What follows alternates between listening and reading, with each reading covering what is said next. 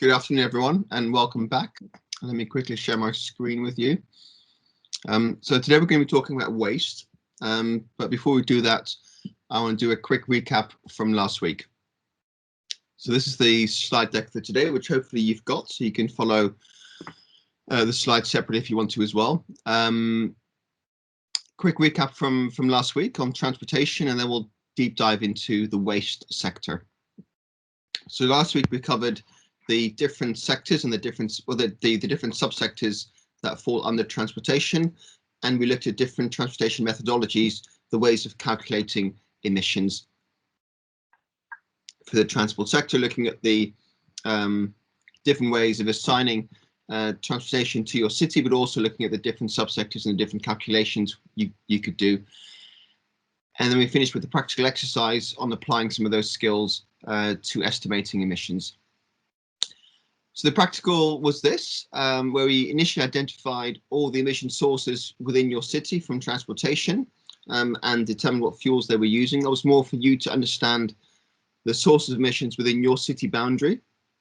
And we then applied the fuel cells methodology to determine Scope 1 emissions from on-road transportation. And we used the induced activity model to estimate Scope 2 emissions from railways. And then your homework was to complete those exercises, which we started in class, and use them to update table 3 in your workbook, which is the GPC summary table, where you would either input data or you would input a notation key. And then finally, begin to fill in table 4, which was really about actions you can take to following this series of webinars to improve your data quality and identify what actions you need to take to contact different people or source different data to advance your inventory work. So for the calculations, for the on-road transportation, we looked at the steps on the left to identify fuel types, identify fuel cells data, determine a scaling factor, apply the scaling factor, identify an emission factor, and calculate the emission. So a very logical model. You can break them down into very clear separate steps. And the best thing is when you're trying to estimate emissions, copy this process, identify your fuel, your activity data first, then determine, do I need a scaling factor, yes or no? If so, determine the scaling factor, apply the scaling factor, then find an emission factor, and then estimate greenhouse gas emissions. We then identified different ways of sourcing the data we needed, and we found the fuel data from the National Energy Balance Report for 2017. We looked at different scaling factors which you could use, either vehicle registrations, population, GDP, and my advice was to use population. It's often related to fuel, to car ownership, it's population, so that's a likely scaling factor to use. And the emission factors would come from the Berth 3 report, which is the Malaysia's national inventory report to the UNFCCC. So these were then your calculations. The fuel data came in kilotons of oil equivalent. We had to convert that to terajoules because the emission factor is in terajoules. So we multiplied it by 41.868 to convert kilotons of oil equivalent into terajoules. We then had to convert or scale the national data to our city data. So we determined a scaling factor. We divided our city population by the national population, and then multiplied the activity data by that scaling factor. So we then converted the national data into our city boundary, and we use that data going forward in the calculation. So the first step was to convert the activity data and convert it and then adjust it for the city boundary. For the emission factor, which as I mentioned was in terajoules, for CO2 it came in tons of carbon per terajoule, not tons of CO2 per terajoule. So we had to multiply that by 44/12, which reflects the molecular weight ratio between CO2 and C. So the weight of carbon dioxide is 1 unit of carbon and 2 units of oxygen, and the weight of carbon is just the weight of carbon. So carbon dioxide weighs more, so we multiply that by the weight ratio between CO2 and carbon. For methane and nitrous oxide, those emissions came in tons of CH4 and tons of N2O. So we had to convert that using their GWP, the global warming potential factor, to convert that into CO2 equivalent. So we had to do some conversions on the emission factors as well.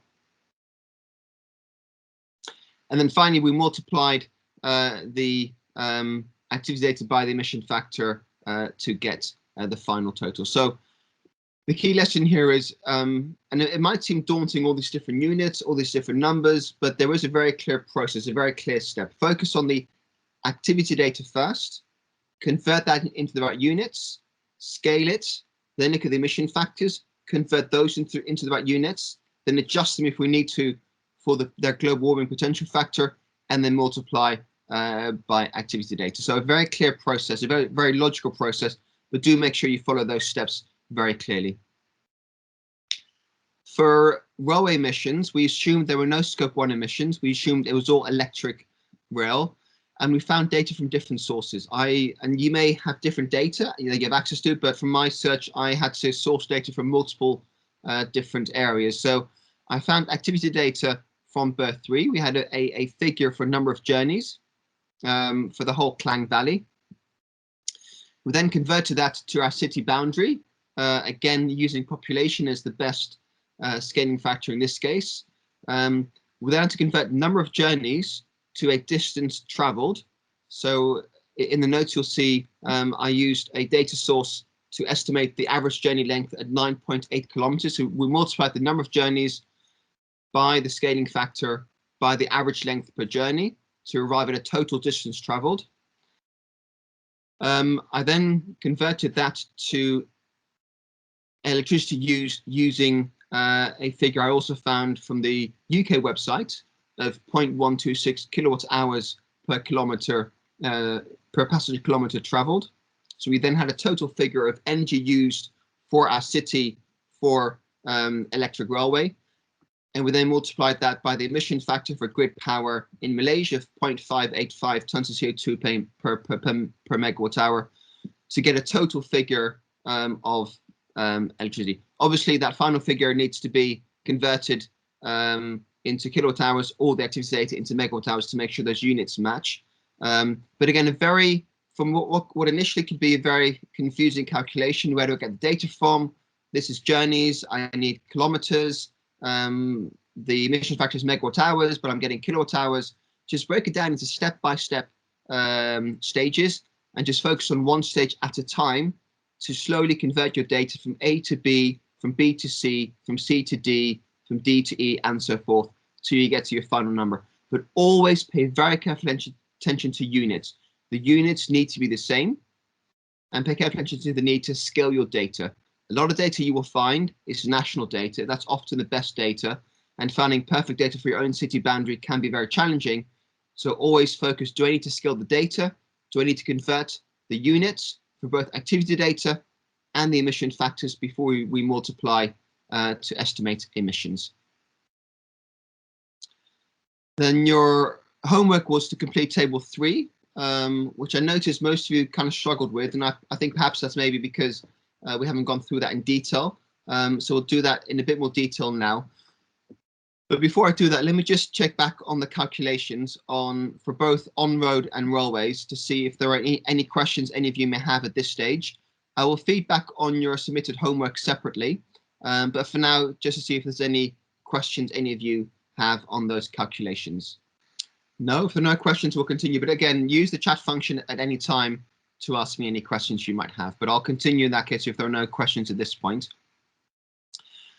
So this table is the GPC summary table. This is the most important table of your inventory because it summarizes your emissions data, but also indicates where data isn't reported, why it hasn't been reported. And to do that, you use the notation keys we covered in the first week. So for stationary energy, which we did on Monday last week, we looked at emission sources from 6 areas. For Scope 1 and Scope 2 emissions from residential buildings, from commercial and public buildings, and from manufacturing industry. So we estimated emissions for those 6 boxes. For the other boxes, we didn't calculate those emissions, so we don't have emissions data, so we need to use notation keys. For any basic plus source, so the ones in blue, we don't have to estimate the emissions, so we can use the notation key NE for not estimated. So for all the blue boxes, we put in NE, not estimated, because we don't have to, and therefore we tend not to. For the pink ones, the orange ones at the bottom right, they're additional scope 3. They're beyond basic plus. We don't have to estimate those either because they're very, very difficult. So we put in NE for those as well, not estimated. So for all the scope 3 emissions, for stationary energy, we put in NE. For the other ones, because they come under basic, we do need to either report emissions or use a notation key. And it cannot be because we didn't estimate them, because if we could estimate them, we should estimate them. In this case, we make an assumption that those emissions aren't occurring. So we put in NO for not occurring. That may be the wrong assumption in your city, in the case of your city, but for now, for what we're producing as part of this webinar series, we're just going to assume that assumption holds. So we put in NO for all the other sectors from 1.4 through to 1.8. We might revisit them later on, but for now, assume they are not occurring, so use NO. But make sure you put in emissions data for those first 6 boxes, because we did estimate those emissions for scope 1 and scope 2 for residential, commercial and public, and for industry. For transportation, we're doing something similar. For the basic plus sources in blue on the right, we put in NE for not estimated, because we didn't estimate them because we don't have to. We only estimated emissions from 2 sources, from scope 1 for on-road, so we need to make sure we fill in the emissions into that box, and for scope 2 for railways, so we put in scope 2 for railways. For the other ones, we can either put in NO for not occurring, we assume they don't take place, or we can use IE for included elsewhere. So for scope 2, we assumed electric vehicles are a very small proportion of total vehicle sales. So therefore, whilst we know they occur, there's very few of them, so they're not significant enough. So we can either put in not occurring, or we can assume they're being charged at home, and therefore the energy is already counted for under 1.1.2. That's an assumption, but NO or IE would be the right answer here. For railways, scope 1, we assumed there weren't any diesel trains running through the city, so NO. We assumed there were no ships or water activity in your city, NO. And we assumed there was no airport in your city either, so NO. Again, these assumptions might not apply to your city, but for now, please just bear with me. We can revisit these and adjust these later on. But for now, for the purpose of this exercise, assume they are not occurring. For off-road, you can either put in NO, or you can put in included elsewhere, and then refer it back to 2.1.1 or 2.1.2. So again, NO or IE would be correct for 2.5 for off-road transportation. Any questions on the GPC summary table? The questions, the Cirrus tool will do this automatically for you, but it's important you know how this table gets compiled. Yeah, next time you update your workbook, please, if you can revisit the sections for transportation and transportation as well. So we have those 2 sectors updated as well. There's a question around GDP, and I'll read it out. If we were using GDP as a scaling factor, and the constant price in BER and the data we had is different, can we adjust and not use BER and use data from a legit source? Yes, you can. You don't have to use BER. You can use any data source you like, as long as it is indeed, as you call, legit. Use a credible source, but you can use any source you want. Just try and make sure the years correlate to your inventory. So if you're reporting for 2018, try and use GDP for 2018 and not for 2020 or for 2016. Try and use the same year, but you can use any data source you like, as long as you feel it is a credible and robust data source. Okay, so finding the action plan was your final task. We'll come on to this in the last week, so don't worry if you haven't updated this yet, but as you go along, it's useful to begin to record your ideas and your thoughts on how you can improve your data quality and what data you will need for your inventory. So where you can, please do start to populate table 4, because we'll come back to this next week, and it's easier next week if you already documented and listed some of your thoughts on what data you need and where that might come from. Okay, that said, we're now halfway, so congratulations.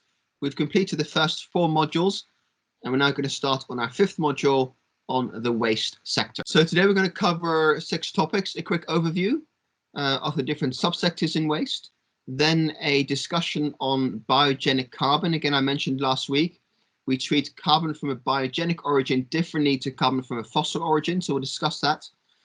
We'll then look at different treatment types. We'll then have a discussion around where to report emissions under energy, under stationary energy, or under the waste sector, depending on how the waste is used. We'll then look at the waste calculators in Cirrus, and then we'll come on to a practical at the end. For today's session, we'll need the following materials. Cirrus, so we'll start using the Cirrus GPC tool. So if you haven't got it open yet, please do so, but during the break, we'll have a break before we start using Cirrus. So during the break, please make sure you open the Cirrus tool on your desktop. We'll be using Berth 3 again. We'll be using the GPC workbook that I've shared with you, and we'll be using some other referenced data sources as well. But key thing is we'll be using Cirrus for the first time today, so make sure you have it open on your desktop, but please wait until the break to do so. Okay, so waste. So we have basic emissions, which are all the emissions that arise from waste generated by your city. Whether it's treated inside your city or outside doesn't matter. All the waste generated by your citizens and your businesses comes under basic. And that waste can be treated inside your city boundary or outside. They both fall under basic. So scope 1 and scope 3 falls under basic here. In addition, if your city imports waste from next door, so say you have a big landfill site, which accepts both waste from your city, but also from neighboring cities, the additional waste coming in from outside is a scope 1 source because it's treated inside your city, but it comes under territorial reporting.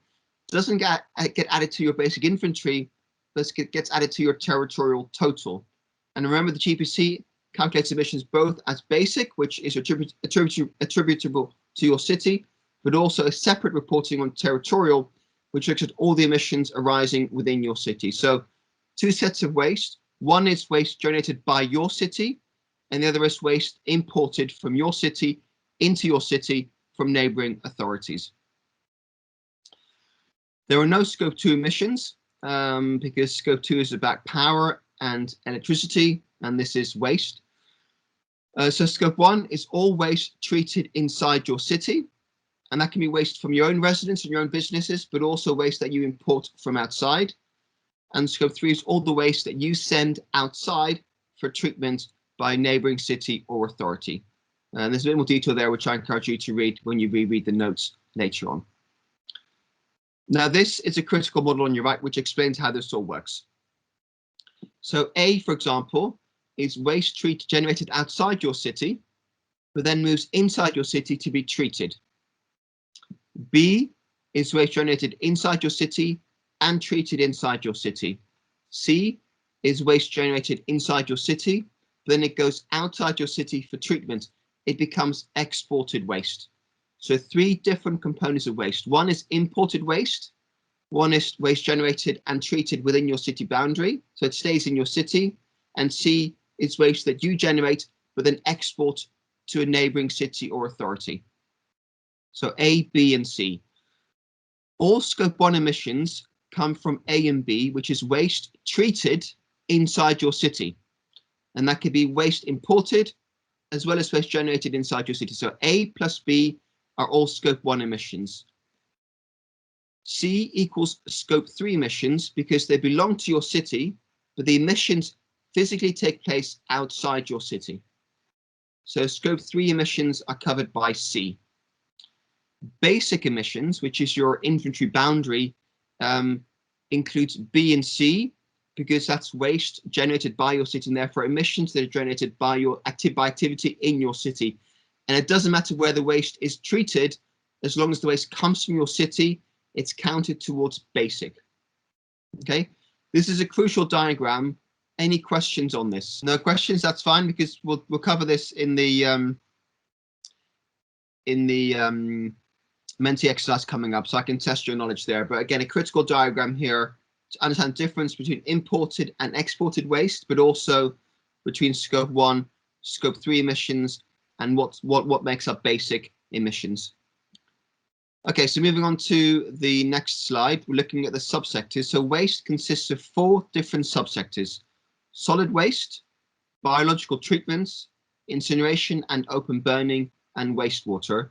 Solid waste includes disposal in landfills or dump sites, which includes managed and unmanaged sites, as well as managed sites. Biological treatment includes composting and anaerobic digestion of organic waste, such as food waste, garden and park waste, sludge, or other organic waste sources. Incineration and open burning is basically the burning of waste. Incineration is a controlled process, typically within an industrial facility, which can come with energy recovery. And open burning is often uncontrolled and an illegal process in most countries. Wastewater is either municipal waste or industrial waste that can be treated aerobically, which means in the presence of oxygen, or anaerobically in the absence of oxygen. So 4 different waste types: solid waste, biological treatment, incineration and open burning, and wastewater. 3.1, 3.2, 3.3, and 3.4. And this is the GHG table for waste. It looks a bit different because you've got sort of 2 lines per subsector, and that's because of this import and export variability. So for solid waste, generated in the city and disposed in landfills, is waste generated by your city, generated in the city, and that can either be scope 1 or scope 3, where the waste is exported. And the second line, waste generated outside your city and disposed in landfills, is waste imported from elsewhere, but it's treated as scope 1, but counted under territorial, not under basic, and that's indicated by the color here, by the color pink, which indicates territorial reporting, and green indicates basic reporting. The same for all the other subsectors, where you have 1 line for waste generated in the city, but either treated inside or outside, and a second line for waste generated outside the city, but treated inside your city. So these are the different waste types you would find. Again, there's tons of different waste types, so these are the most common waste types. Municipal solid waste is waste generated or collected by city authorities, and typically covers residential and commercial, and includes food waste, garden waste, paper, cardboard, wood, textiles, diapers, rubber, leather, plastics, metal, glass, basically any kind of waste. Sludge comes often from industrial facilities or from the treatment of wastewater, where sludge remains. Industrial waste comes from industry and depends upon the type of industry that takes place inside your city. Clinical waste comes from hospitals and doctors and includes syringes, tissue, bandages, cloths, etc. Hazardous waste includes oil, solvents, ash, cinder, other waste which has hazardous or other toxic properties, and is often treated separately to other waste types. So these are the most common waste types, but there are different waste types as well. But these are the ones we'll mostly deal with. To quantify waste emissions, again, a very simple process. In reality, it's quite messy to find the data, but if you look at the process, it's quite structured. Initially, we determine the quantity of waste and how it's treated. So the quantity and how it's treated. We'll then determine the organic waste composition. So organic waste is what generates emissions, most emissions, and therefore for any waste type you have to identify its organic waste composition, because that will be important in estimating emissions. We then determine the emission factor, and then we multiply the activity data by the emission factor to identify emissions. So one additional step, we identify the activity data and how it's treated. Then there's an additional step to identify the organic waste component, because it's such a big driver of emissions and it differs by different waste types. Okay, so it's now time for the Menti exercise. We're going to do 2 exercises. One is looking at this table, this figure, and seeing what the different emission sources are. and we'll then categorize emissions to the right subsector for these different activities. So I'm going to ask all of you to switch on to Menti. Again, menti.com, code 2090 9149 this time. So menti.com and code 2090 9149. And when you join, please add a heart so I know that you've joined.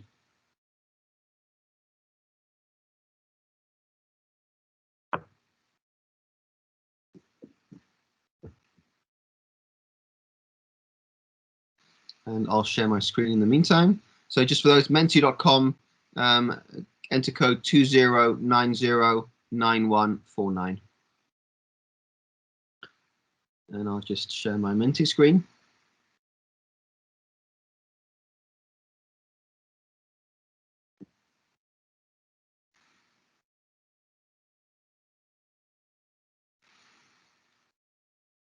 Okay, so let's make a start. And welcome back. So exercise 1, we're going to be looking at the different scopes, as I mentioned. And you've got the diagram on the right. So just going to wait for everyone to register, give themselves a name before we're good to go. And looks like we're ready. So we're going to start. So you got the diagram on the right, or in the middle actually here. So which description corresponds to B? So B is in the middle of that diagram. Is that waste generated and treated within the city? Is it waste generated outside the city but treated inside the city? Or is it waste generated inside the city and treated outside the city? So 3 options. Which is the description of box B?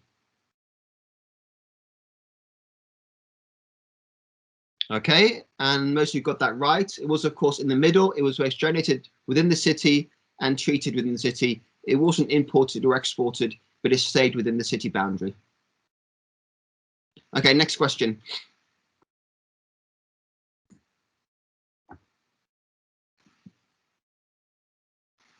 Which description corresponds to C? So the purple box. Is that waste generated and treated within the city? Is it waste generated outside the city but treated inside the city? Or is it waste generated inside the city and treated outside the city? And apologies for the spelling mistakes there.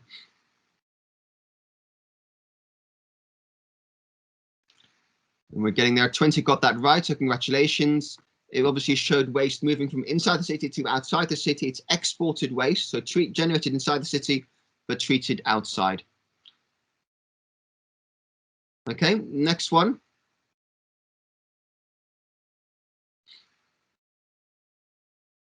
And which description corresponds to box A? So the green one on the left, is that waste generated and treated within the city?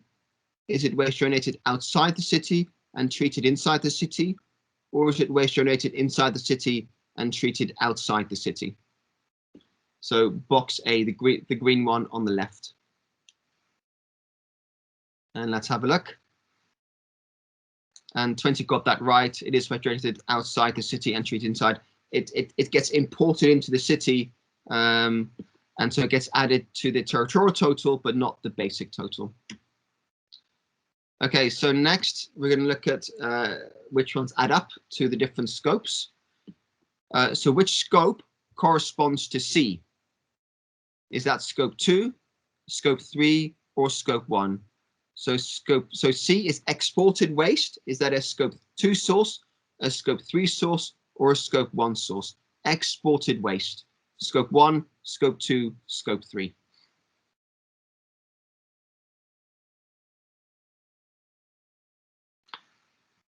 And it is a scope 3 source. So it's waste that is generated by the city, but it gets exported. So the emissions take place outside the city, and anything that takes place outside the city is a scope 3 source. The emissions physically don't take place inside your city, but the emissions kind of belong to your city, and that's why it's a scope 3 source for your city. So it belongs to your city, but it physically occurs outside your city. Okay, next one. Which scope corresponds to A? So now we're importing emissions from outside to inside. Is that scope 1, scope 2, or scope 3? when we're reporting emissions that are generated outside your city by another city, but they're treated physically inside your city, is that scope 1, scope 2, or scope 3?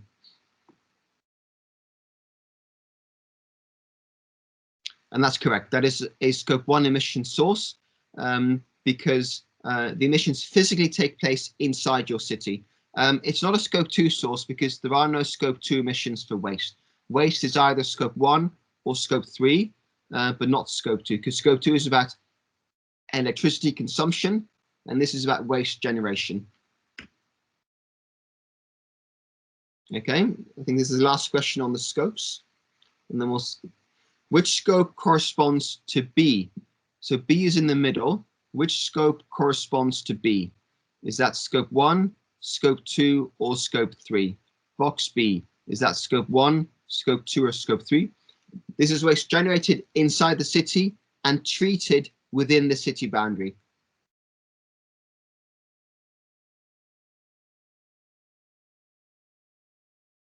And again, that is scope 1 emissions because it's waste physically treated within the city boundary. And again, scope 2 emissions do not apply to the waste sector because scope 2 is about the consumption of electricity, and this is about the generation of waste. So no scope 2 emissions for waste, just scope 1 or scope 3. In this case, scope 1, because it's treated within the city boundary. Okay, so let's look at the interim scores. And we have Frosty taking a very narrow lead over Simba, followed by Zadie. So we'll see how that ends up after the next round. So well done, Frosty, for now. So now we're going to look at the different subsectors for waste. So I'll give you a number of different options. You've got to find the right subsector. So household waste burned in an open dump. Is that 3.1, which is solid waste landfill? Is that 3.2, biological treatment? 3.3, incineration or open burning? Or 3.4, wastewater, or none? Household waste burned in an open dump is, of course, incineration or open burning. It is 3.3. Okay, so just to recap, everyone, 3.1 is solid waste disposal, usually in landfill, either managed or unmanaged. 3.2 is biological treatment, which is usually organic waste. 3.3 is incineration or open burning. 3.4 is wastewater, and none is that neither of those 4 sectors apply. But congratulations to those 11 who got this one correct. Question 8.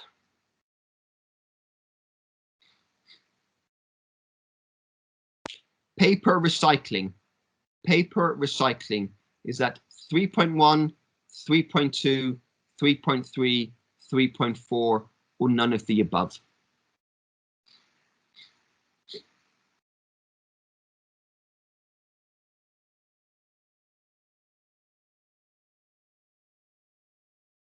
Okay, this is a trick question. It's none because it's recycling. We're reusing the paper, so it's not considered waste. Anything you recycle is considered a new resource, and therefore it's not treated as waste. So this is a trick question. I appreciate that. The correct answer is none, because we're recycling, we're reusing the paper, so it never actually becomes waste. It becomes a new resource. Okay, next question.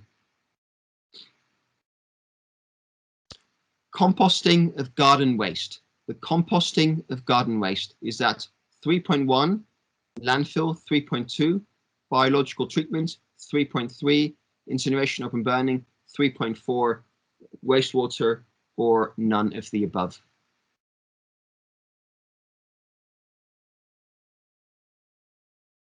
And that is the correct answer.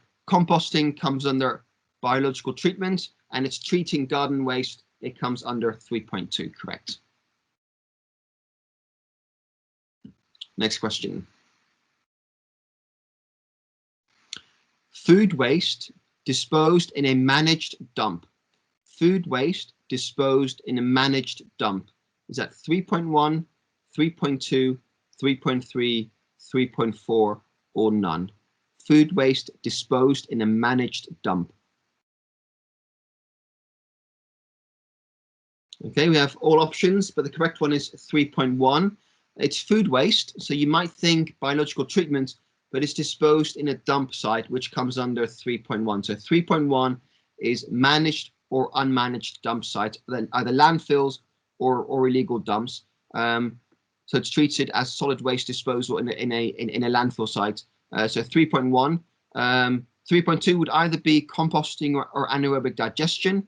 3.3 would be if you burnt it, either in an incineration plant or illegally, and 3.4 would be wastewater, but this is a managed dump site, so it's 3.1.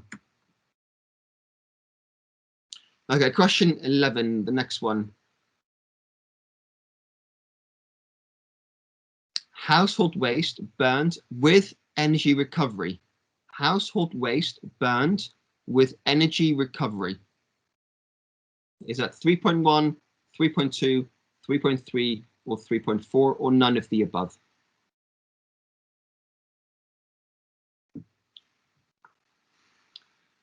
Okay, I'm afraid this was a trick question, and I'll explain why. So it's burnt. So any waste that is burnt, you would think 3.3, which is incineration or open burning. So that would have been the correct assumption. However, in the GPC, when you recover energy, it becomes a source of energy and it gets reported under stationary energy. And we'll come on to that later on today. Any waste activities where you recover energy, it becomes a different sector. It moves into stationary energy. So again, the assumption for 3.3 would have been right, but whenever there is an energy recovery, it's considered a source of energy and therefore comes under stationary energy and sometimes transportation. But we'll come on to that in a second. But this was a trick question, so if you got it wrong, don't worry. This was meant to be a very difficult question. Okay, moving on to the next one. Question 12.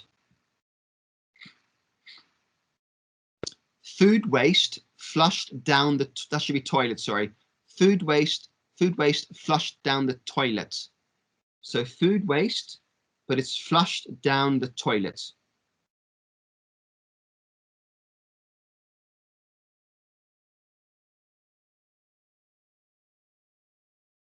Okay, 3.4 is correct because it's wastewater. Whenever waste is flushed down the toilet or down the sink, it becomes wastewater. So even though it's food waste, whenever it gets flushed down the toilet or down the sink, it becomes wastewater and it becomes 3.4. Okay, next question.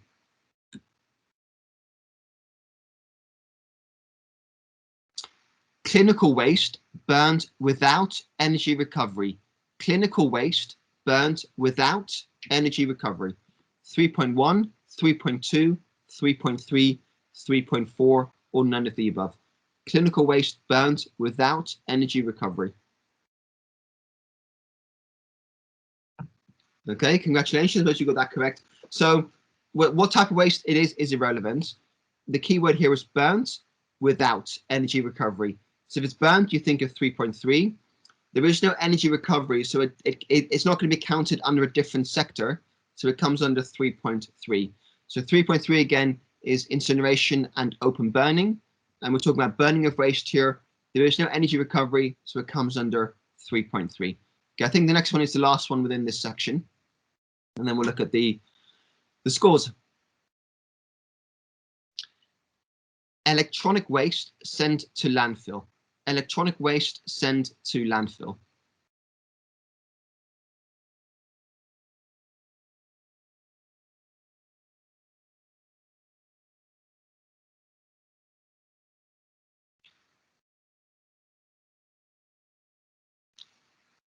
And that's the correct answer.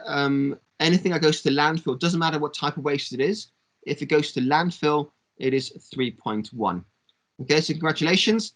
Let's have a look at the interim scores. So Frosty was in the lead. Simba's made a good run for it.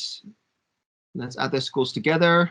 and looks like Simba's just pipped Frosty into first place. So well done, Simba. I'm going to change screens now, and we're going to go back to the slide deck, and we'll come back to Menti for a final session a bit later on in today's webinar. Okay, so just to recap, these are the correct answers for the different sectors, and then for the for the different scopes, and for the different sectors, you've got the correct answer here. And I'll share this slide deck with you after today's presentation. Okay, so next we're going to discuss biogenic carbon. And again, last time I mentioned that we have two different types of carbon dioxide. We have fossil carbon dioxide, we have biogenic carbon dioxide.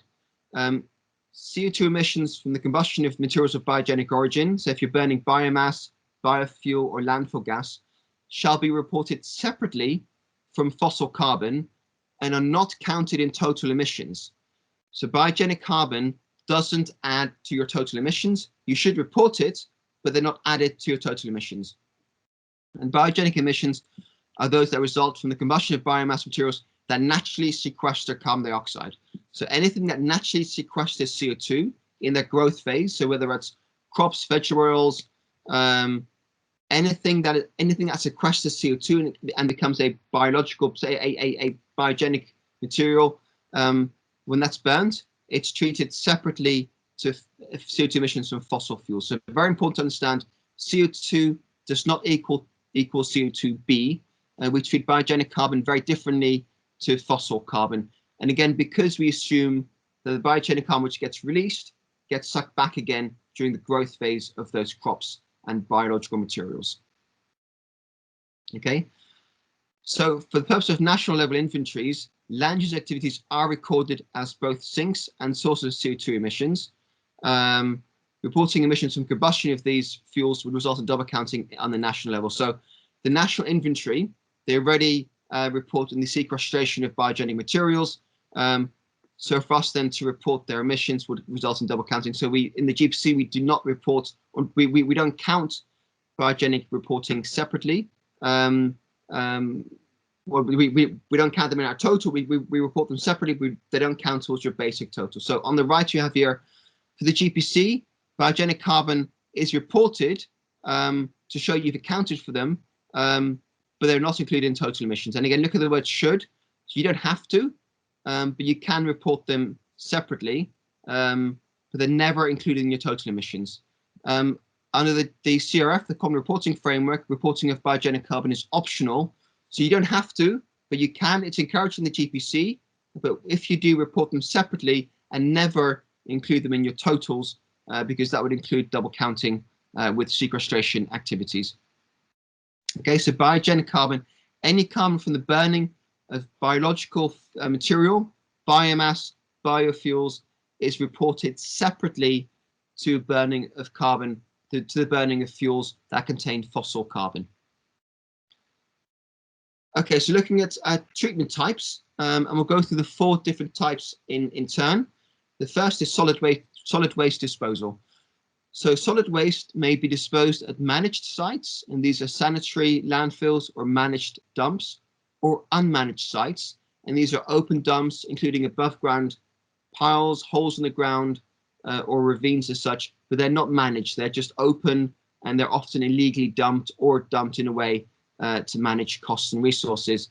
Managed sites are obviously better from a hygienic point of view. They're more costly, but they're also better for the environment. But you have different types. So managed is controlled by government or by a company. Unmanaged is often not covered, not very well controlled, and sometimes not managed either, not owned by someone either. So cities should first calculate emissions from managed disposal sites and separately from unmanaged sites. You can't report them together because they're different processes. So focus on managed sites first, because that data is easier to obtain. And then if you feel there are maybe some unmanaged sites, then count those as well. In most cities, you don't have unmanaged sites. And most cities often have a pretty good record of where their waste goes.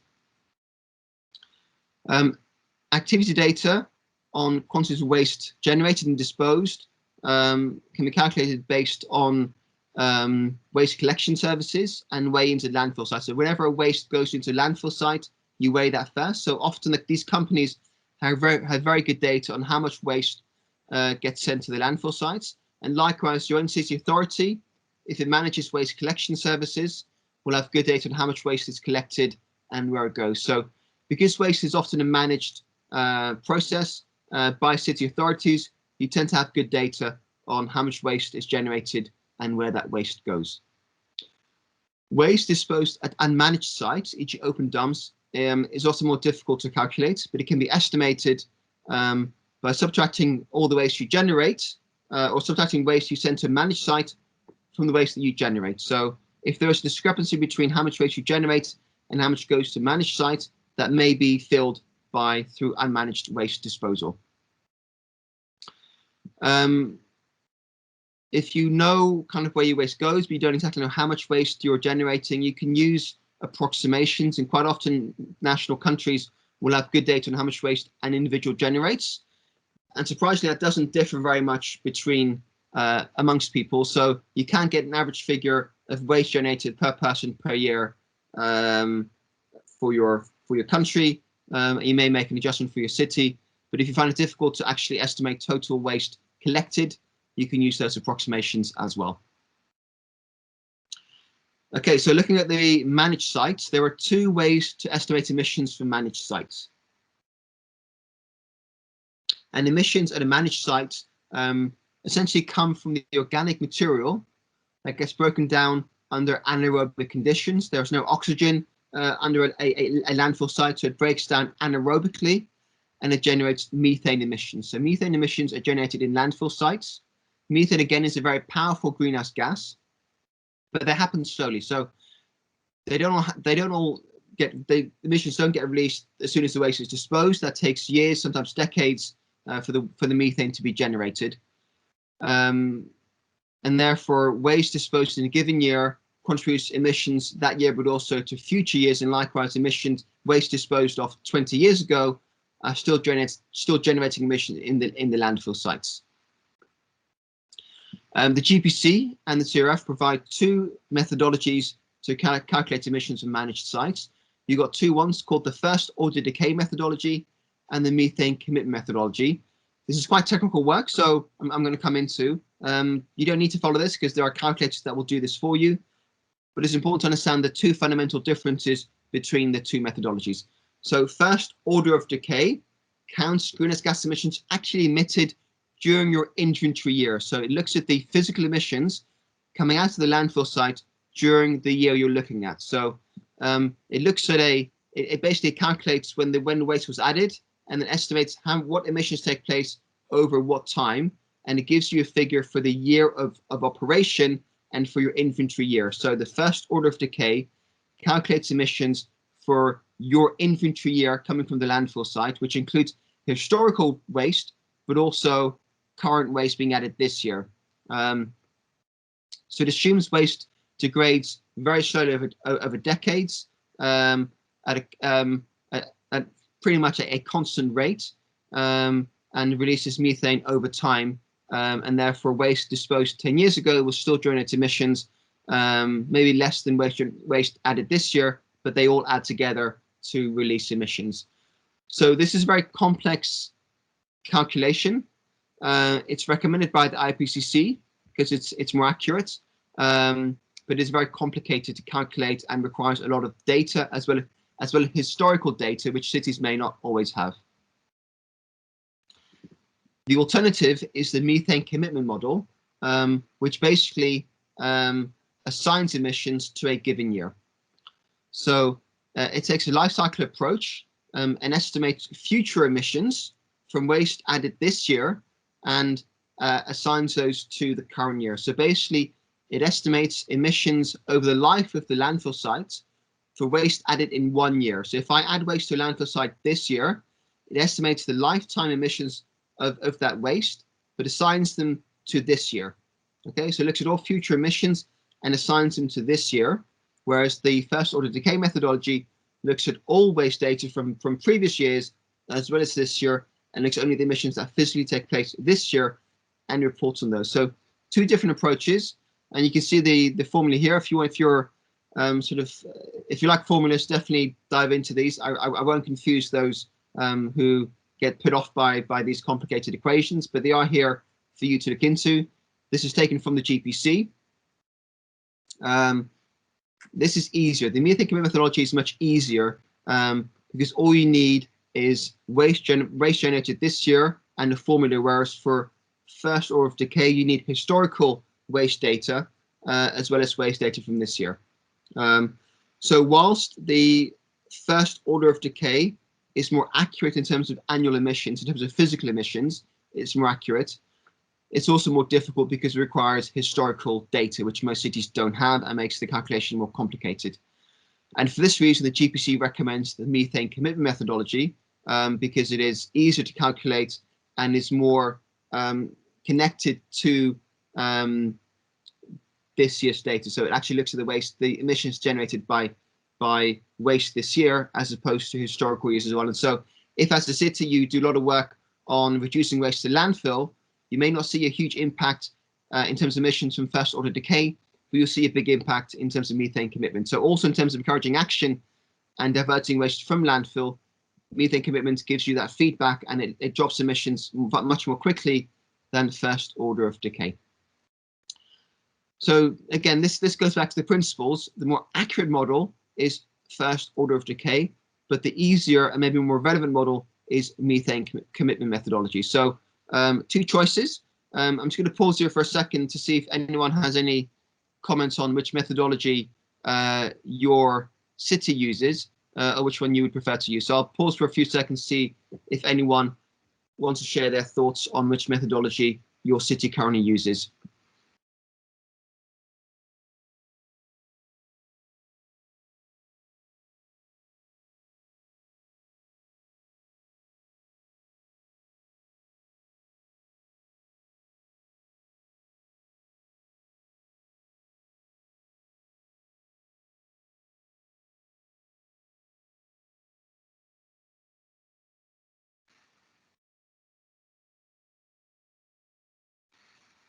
Okay, no one's volunteering to share their thoughts.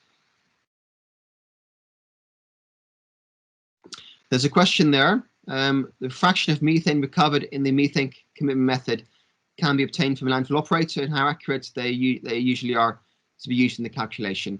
So in terms of obtaining that data, yes, it should come from the operator because they will know how much they collect and how much gets released, how much gets collected.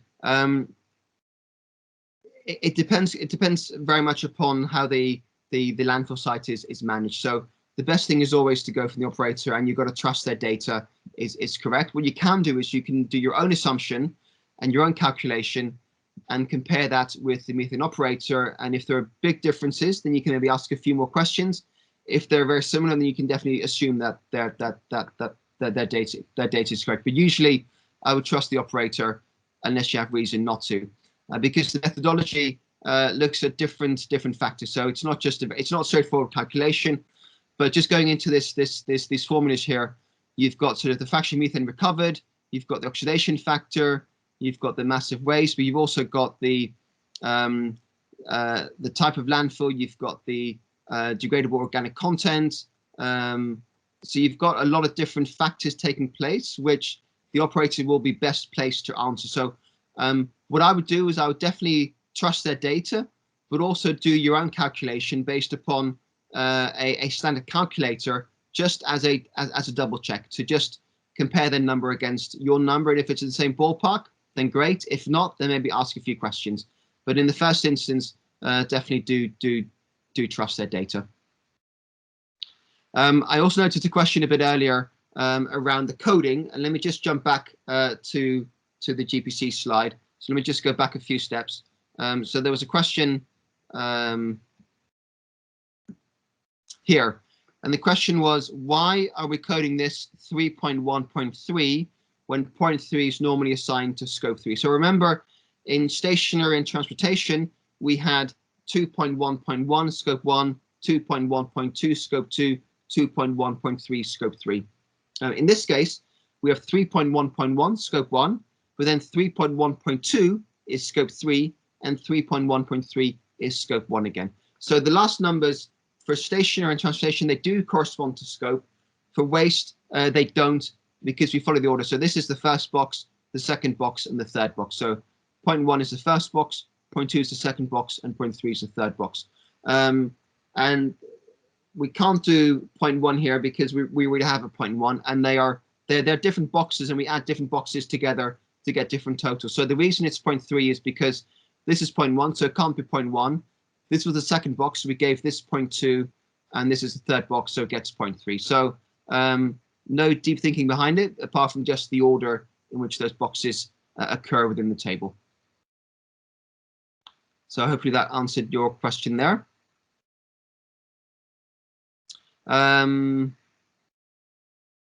There's a question: how will landfill fires affect emission calculation?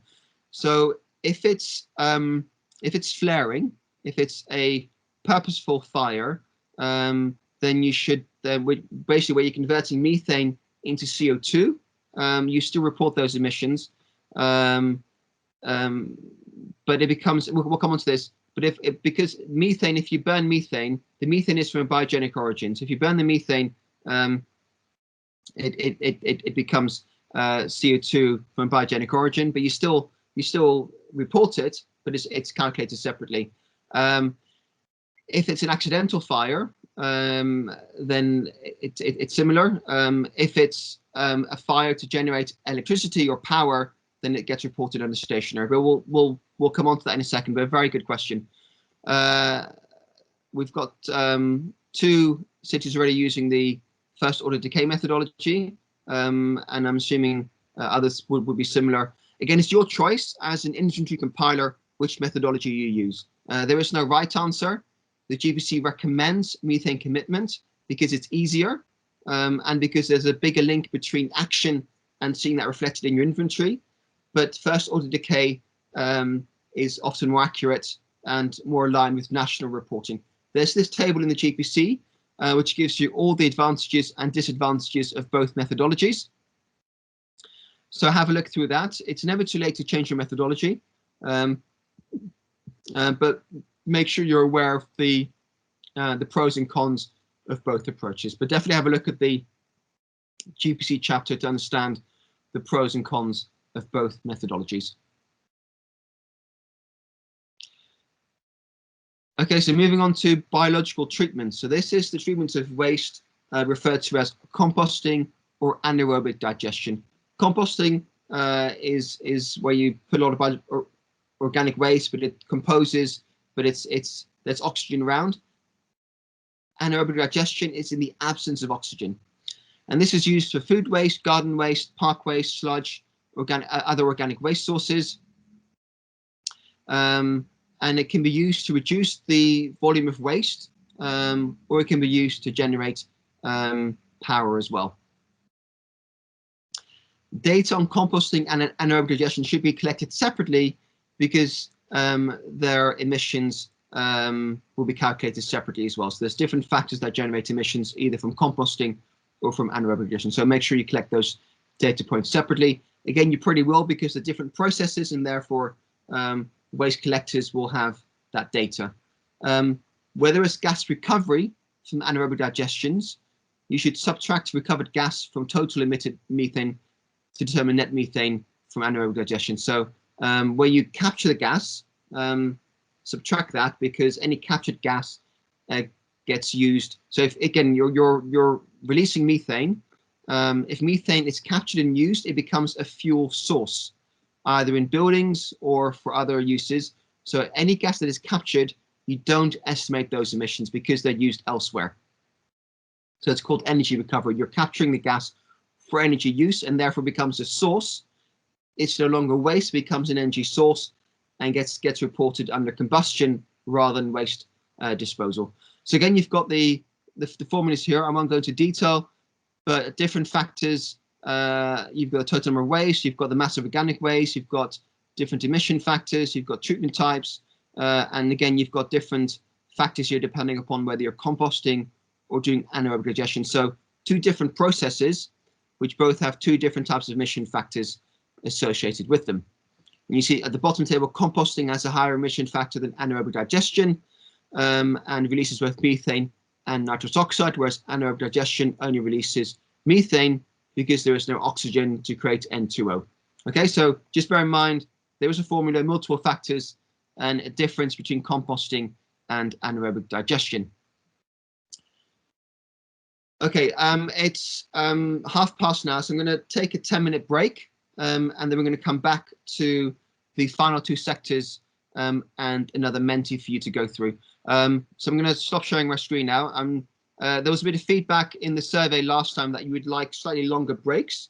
So we've agreed to have 10-minute breaks now to give you a bit more time to soak it all in and sort of take a proper break before we go back into theory. So after the break, we'll finish the sectors and we'll look at the issue around biogenic carbon and energy from waste.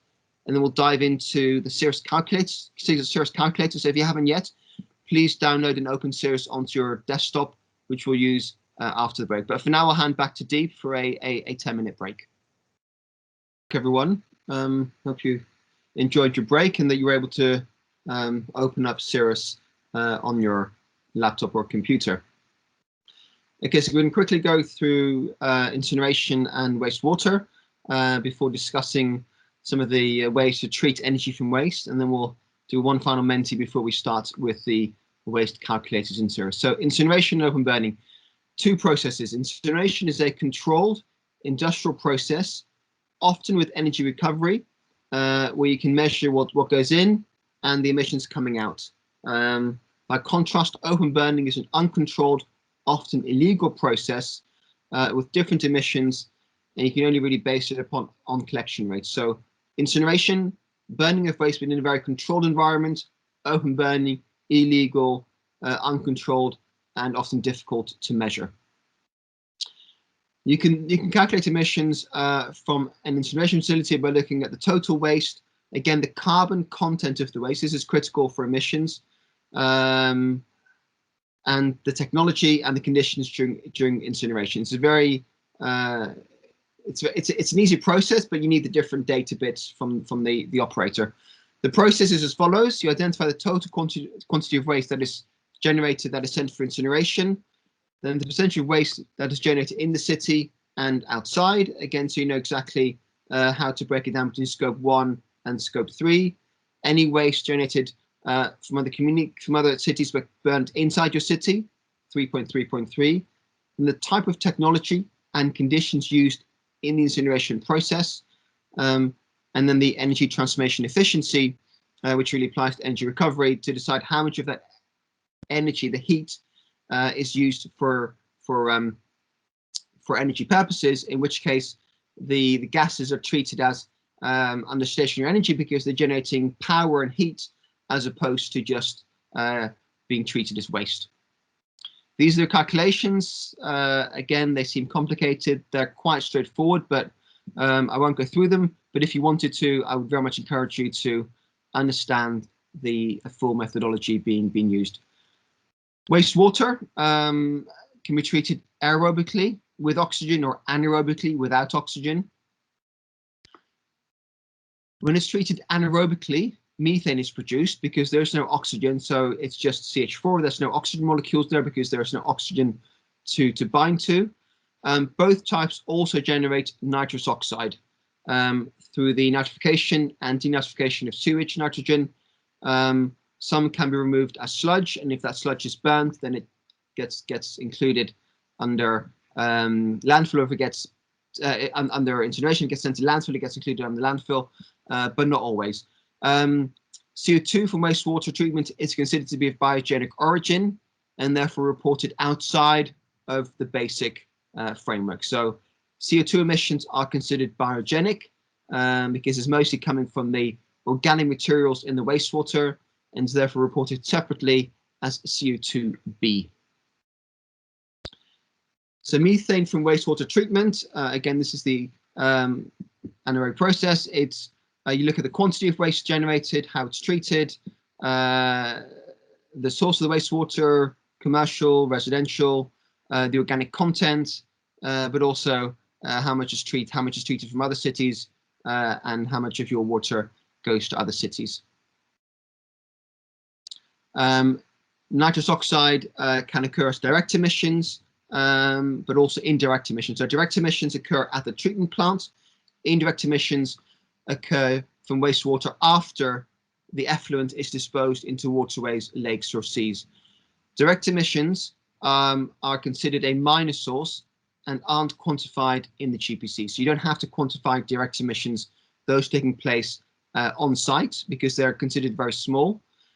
The GPC does direct indirect emissions, which is from the effluent, the output of wastewater treatment when that gets discharged into different aquatic environments, and there's a formula there to estimate those emissions. Okay, some case studies here, 3 case studies, how different cities have treated wastewater. So Cape Town applied equations 8.9, 8.10, 8.11 in the GPC using default factors from the National Inventory Report. So they basically took the equations in the GPC, used national data, and scaled it to their own city boundary. Rio de Janeiro in Brazil used activity data from wastewater management companies combined with IPCC emission factors. So again, a combination of actual data, but global emission factors. And Oslo used data from their stats organization based on nitrogen removal at specific treatment plants. So they looked at specific plants and got data from their national, from a national agency, making it probably more accurate and more reliable. So Cape Town with probably the lowest quality data, the equations, national data, Rio activity data locally, but global emission factors, and Oslo local data from specific plants from a credible national agency. So different ways of calculating waste emissions. Again, none are right, but some perhaps give you more accurate data than others. Okay, so those are the 4 subsectors. Waste disposal in landfill sites or unmanaged dumps. We had biological treatments, composting or anaerobic digestion. We had burning of waste, incineration or open burning, and wastewater treatment. Now, a key thing is the treatment of waste as either energy or as waste.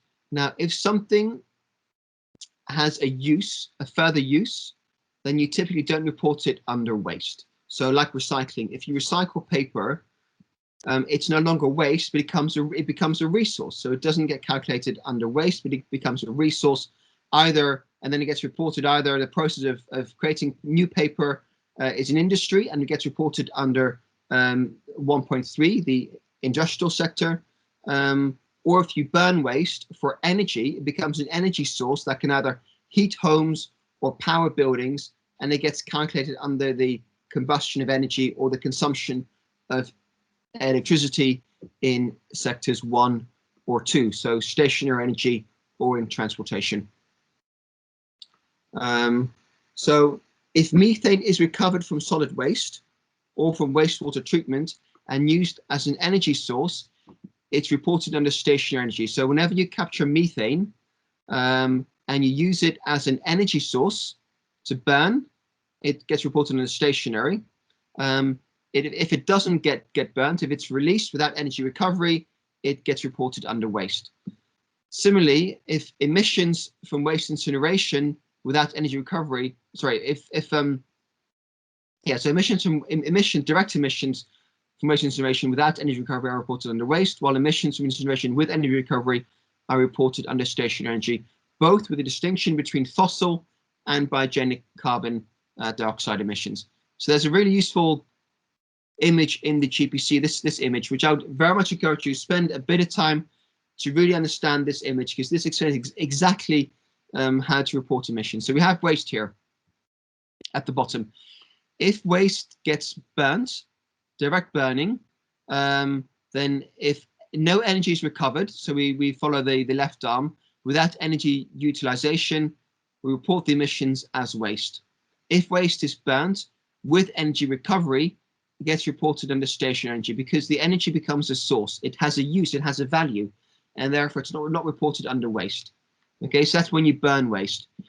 If you capture landfill gas, if you capture the methane, and you use the methane as an energy source, and you burn that as an energy source, it gets reported under stationary energy.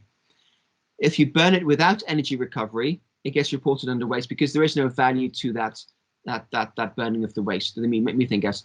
If you don't capture the landfill gas, you don't burn it, but it gets released accidentally or intentionally to the atmosphere.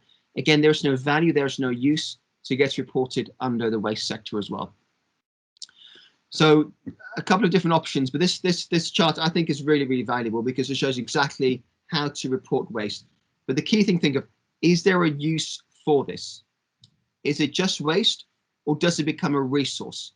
If it becomes a resource, an energy resource, report it under stationary energy. So whether you burn waste for energy in an incineration plant and it's use the energy for power or for heating, it gets reported under stationary energy. If you capture landfill gas and you use that to create power or other energy, reported under stationary energy. If you capture landfill gas, but you burn it without energy recovery, or if you capture landfill gas but it gets released, or if you burn waste without energy recovery, those three options get reported as waste emissions. So the key thing to think of, is the waste being used to generate energy? If it is, report it under stationary energy. If it's not, report it under waste. So critical question there. In terms of biogenic carbon, so waste contains a lot of biogenic carbon because a lot of the materials what generates emissions from waste is the organic components. So in landfill gas, if you burn landfill gas, methane itself is methane. But if you burn the methane, it will become CO2b because it's from a biogenic origin. You still want to report it, but you report it separately to fossil carbon. Likewise, if you burn waste directly, if it has high organic content, you're burning organic waste that generates CO2b, which again gets reported separately from CO2. So for example, if you're burning organic waste and plastic waste, plastic comes from fossil fuels. If you burn that, you release fossil carbon. Organic waste releases carbon dioxide as well, but it comes from a biogenic origin and therefore generates biogenic carbon, which you want to report, but not add it to your total GPC emissions. So always think, where does the carbon come from? If it comes from organic components, biomass, biofuel, trees, grass, food waste, and you burn that, or you get gases from that, it's usually biogenic in origin and therefore reported separately. If it's fossil carbon from burning TVs or burning plastics, then it gets reported as carbon dioxide. Okay, so two considerations here. One is biogenic carbon versus fossil carbon, and the second is waste burnt or the gases burned for energy recovery, in which case stationary energy. If it's not captured and just released, and there's no value to that energy, it gets reported under waste. Okay, we're doing the exercise next, and we're going to go back into Menti to do the exercise. Before we do so, just one clarification. In this diagram, we've put in stationary energy, but that can also be transportation. So sorry, just send this slide. So whenever waste is used as an energy source, you report it where the energy is used, and that can be stationary energy. It can be on-road transportation. For example, if we're capturing landfill gas and it's used as, say, LPG type fuel in vehicles, you report it under transportation. If you're burning it for electricity, some of that could be used in theory for powering electric vehicles. So the idea here is it's captured as energy source for either stationary energy or for transportation, more than likely for stationary energy because they're the biggest consumer of electricity, but it could also be transportation. So think about that very carefully.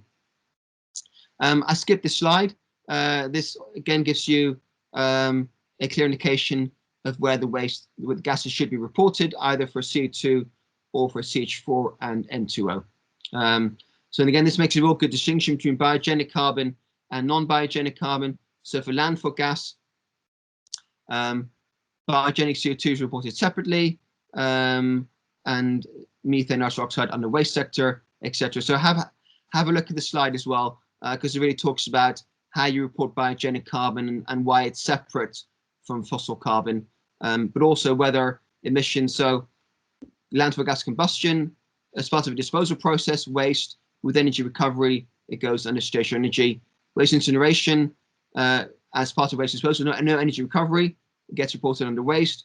With energy recovery, it gets reported under stationary energy. And biomass incineration, if it's just for waste disposal, under waste. With energy recovery, it gets reported under stationary energy. Okay, so let's test your knowledge. So let's go back to Menti, menti.com, 2090 91 49, and I'll change my screen. Michael? Yes. I think one of the participants has a question. Tan, you can unmute yourself and ask. Yeah. Yes, thanks, Mr. Deep. Michael, I have a question regarding the use of dry ice, in particular in the recent vaccinations program. So because some of the leftover dry ice is allowed to sublime, so basically evaporate into gas. Does that fall under the waste sector, or how should we report it in the inventory? Good question. I'm no expert on dry ice. That's the first I want to say. I would imagine. I would imagine the volumes of dry ice to be fairly small. But if it sublimes, you would estimate the total quantity of dry ice. And if your assumption is most of that sublimes and becomes gaseous very quickly, then to just convert that total volume into a gaseous volume and estimate emissions that way. But I think the first thing to determine is are the quantities significant enough to impact upon your inventory? And again, if it's less than 5%, you can begin to argue whether it's significant enough. So that's the first question. Do you think these are significant? Will they make a material impact on your inventory? If your assumption is either yes, they do, or it doesn't matter, we want to capture them, then I would simply estimate the total volume of dry ice used. And again, that will be a process. So you'll have companies producing that. So there might be, or you have, authorities purchasing the dry ice, and then assume that all of it gets released into the atmosphere, and then simply convert the total volume of dry ice and the total volume of gas released, and convert that into greenhouse gas emissions using the GWP. So assume all of it gets released as gas eventually. But definitely the first question I would say is ask yourself, is this material to my inventory? And also bear in mind, COVID is a difficult year for inventory reporting, because the thing about inventories is you want to build up a time series, a profile, and often 1 or 2 year blips don't really show up in a long-term trend. So again, decide for yourself, is this a one-off? Is it significant? Do we think this is going to be ongoing? And those are decisions that will determine whether you want to include it, and if you do, then work with industry to collect volumes of dry ice used within your city. Okay, thanks, Michael. Okay, thanks. So thanks, Steve, for pointing that out. Okay, so next I'm going to share the Menti screen. Just quickly find it. Here we go. Yep. Let me just bring that in front of me. Okay, please give me some. You're all logged in already. So Simba was the lead, closely followed by Frosty and Deepax and Watson. So we'll see how that changes after the final round. So the question here is energy or waste. So I'll give you different activities, and I'd like you to tell me which sector you would report these under. Okay, first question. Landfill gas used to generate electricity. Is that stationary energy, transportation, or waste? Landfill gas used to generate electricity.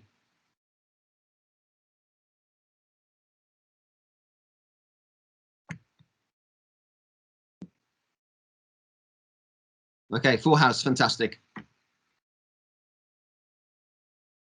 Next question. Open burning of waste. Open burning of waste. Stationary energy, transportation, or waste.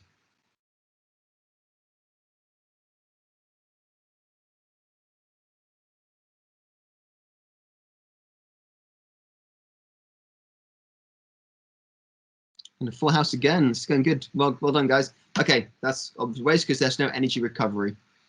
Next question. Atmospheric releases of landfill gas. Atmospheric releases of landfill gas. Okay, the keyword here being releases.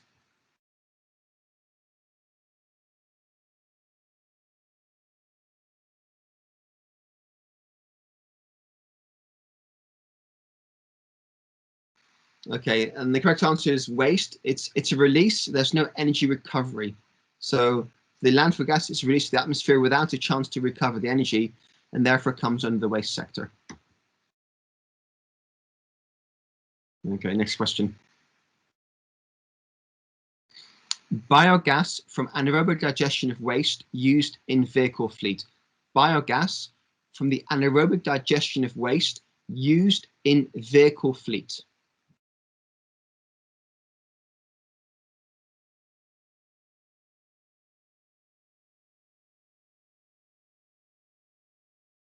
Okay, and the correct answer here is transportation. There's energy recovery because we're recovering the biogas from anaerobic digestion, but it's used in a vehicle fleet, so therefore it is used in vehicles in transportation, and so it falls under transportation.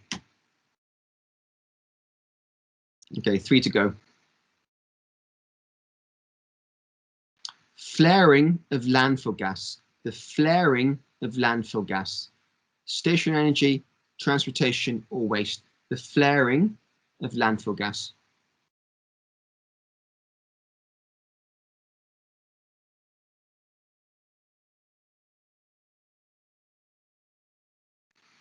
Okay, and this is a difficult question. It is waste. Flaring is burning, but it's burning without energy recovery. You're just burning a gas off. So you see this quite often at refineries where they're burning excess gas. So it's burning of gas, but without energy recovery, and therefore it's treated as a waste source, and therefore it gets reported under waste and not stationary energy. Okay, 2 more questions to go. The incineration of waste with energy recovery.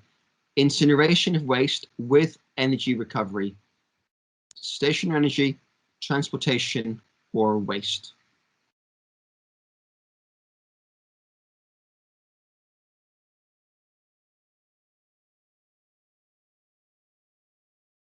Okay, and the correct answer is stationary energy. Again, because there is energy recovery, it comes under stationary energy rather than waste because it's no longer a waste source, but it's a source of energy. Okay, so last question.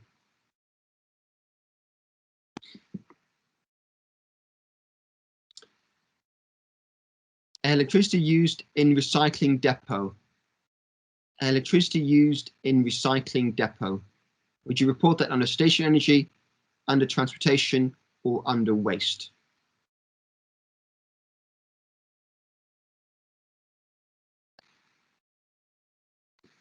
Okay, and this is under stationary energy because this is simply electricity consumption at a recycling depot for lights, for buildings, for cooling, and so it gets reported under 1.3.2.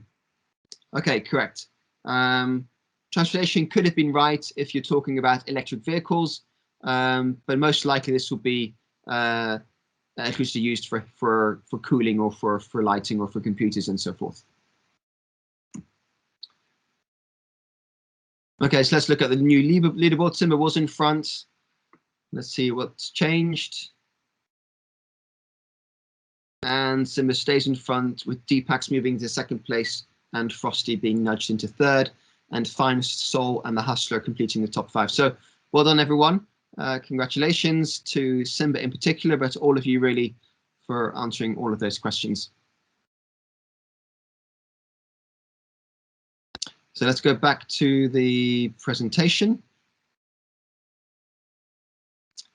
And you've got the answers here, which I'll share with you after today's webinar. Okay, so next we're going to move into the waste calculators. This is the exciting bit. We're going to get more practical, and we're going to go into Cirrus. Now, Cirrus is the inventory tool we'll be using. On Monday next week, we'll be going into this more actively. For now, we're going to use one feature of the tool, which is called the calculators, where they've got built-in calculators to estimate emissions from waste. So we're going to focus on those, and I'm going to just show you how to set it up, and then we'll dive into Cirrus. So a bit of background: the waste calculators in Cirrus are based on IPCC guidelines. They're designed to be used with minimum user input. You need to define your city boundary, particularly population, for the tools to work. All red cells in the calculator tabs must be filled in. The grey cells contain formulas and default values. The white cells allow the user to override default values. All formulas are provided in boxes, and all data used is referenced in data tables. So these are calculators designed for minimum input. So they're there for you to use if you have no better data. Again, the best data is local data from your operator, understanding local conditions, local design, technology, etc. If you can't source that, or you want a second opinion, use these calculators because they're easy to use. Often you just need 2 or 3 data points, and they'll give you a pretty good ballpark figure. And they're fully referenced, fully transparent, so you can see the methodology, so you can see the data sources to use, and you can always override default values. So that's a key thing. There are white cells which allow you to override default values to add in your own data, to add more detail basically into the calculators. Okay, so the first thing to do is to set up the calculators by defining your inventory boundary. So what I would like you all to do once we get started is to define your city name, your country, your population, and your global warming potential factor that you're using. So your IPCC assessment reports, whether it's 2, 3, 4, or 5. So that's for setup. And then we deep dive into the calculators. Just a quick, So we'll then go into each of the 4 sectors and do the calculations. So what I'm going to ask you to do is to open Cirrus, and let me just share my Cirrus file with you on the screen. But what I would like you to do is to open this with me. And you should have something like this. Okay, I'll give you a minute to open Cirrus. If you're struggling, please let me know through the chat function. But when you open Cirrus, you should come to this screen, which says "Welcome, Cirrus," and click here to begin. We won't go through all of this right now. We'll just look at 2 features, and we'll then save the rest till Monday next week. Now, Cirrus is a tool especially designed for the GPC and for the CRF reporting. So it does exactly what you need to do. It captures all the data you need and nothing more, but also nothing less. It's been reviewed and validated by WRI, who own the GPC, and have confirmed that this is indeed fully aligned with their requirements. So using this, you should have full confidence that you'll get a GPC and CRF compatible inventory once you've completed this. Okay, so once you have this open, click here to begin, and it takes you to the user guide on the introduction tab. Now at the top you've got your menu basically, and so this is the main menu. The first row, the second row is the sub menu, and then below that you've got the text that describes what it is. Now the introduction is very useful because it gives you a quick introduction to Cirrus, how it works, a bit of background to the GPC. So you've got the reporting framework there again. So a quick summary to what the GPC is. It explains the notation keys again and gives examples for you to use. There's that tree diagram that we used before as well. It shows the GWP values for all the gases here. So we're using most of you are using 4AR or 5 AR. So you've got the values here as well. And it gives you the most common conversion factors between units. So this is from terajoules, say, to gigajoules or megajoules. And this is conversion factors for mass, conversion factors for volume, and conversion factors for distance, and conversion factors for energy, and other conversion factors. So a lot of detail in here that you might find useful in converting units, but also just recapping on what the GPC is about. So that's the submenu under introduction. If we move along the top row, we go to setup, and this is where we define your city boundary. So for now, what I would like you to do is to define the name of your city, and you can call it whatever you want. I'm just going to make something up, but you can either call it your actual city.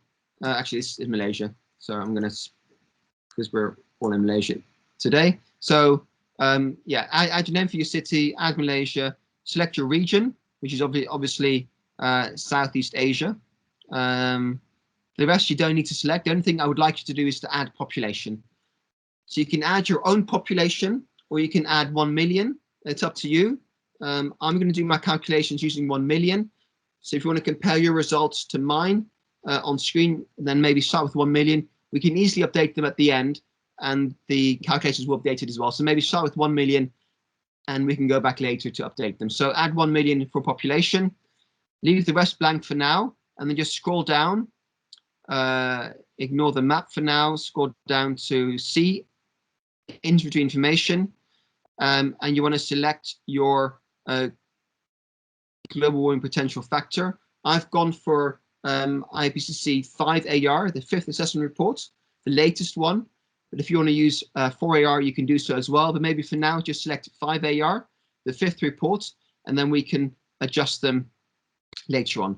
So that's what I want you to include for now. Next week, we'll complete this in its entirety for the sake of completing a serious inventory. But for the exercise, all I need you to do is to define the GWP, define population, and define your city and country. Okay, so I'm hoping everyone's done that as we've gone along right now. So your city, your country, your population, and your GWP. So that's setup. So under setup, we would also then later on next week define our data sources, our emission factors, etc. But for now, we're going to skip that. Then inventory is the part of the series where we define emissions for the different sectors. We're going to skip that now. We'll come on to that next week where we go into the different sectors and we actually start populating data to complete our inventory. I'm going to go to calculators now. And when we get here, you'll see there are 5 different calculators.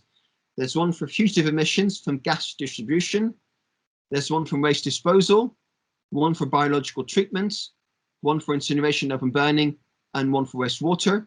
We're going to use this last 4 to estimate emissions. So if we just click on waste disposal, either click here at the top or click on the waste bin, and it will take you to the waste disposal calculators. Okay, and as I mentioned, the GPC recommends the methane commitment model, and so this methodology is based upon the methane commitment methodology, and so that's what we're going to use. And again, most emissions will depend upon how much waste is collected and where it goes. So let's go through this one together. I would like you to follow me as we do this. So I'm going to scroll down the screen a bit to table 2 under city information.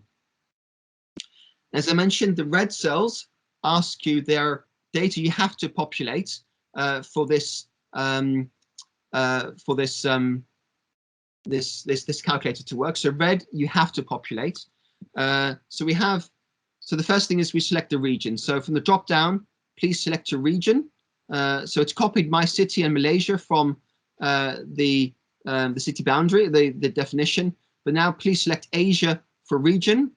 Then we pick a sub-region, and we pick Southeastern Asia as our sub-region. We then want to add a total quantity of waste sent to landfill sites in metric tons.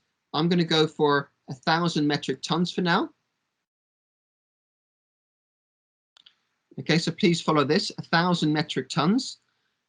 The next thing is landfill gas collection efficiency. This has a big impact because you know, how much landfill gas we collect will depend upon how much emissions we're going to capture. So there's some advice here. So the arrows to the right show there's some guidance here because it's difficult to estimate what that is.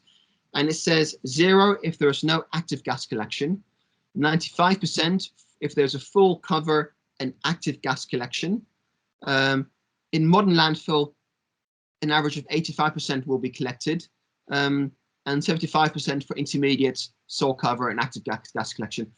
I don't know what the answer is, but for now we're going to assume it's 75%. So please add 75% to your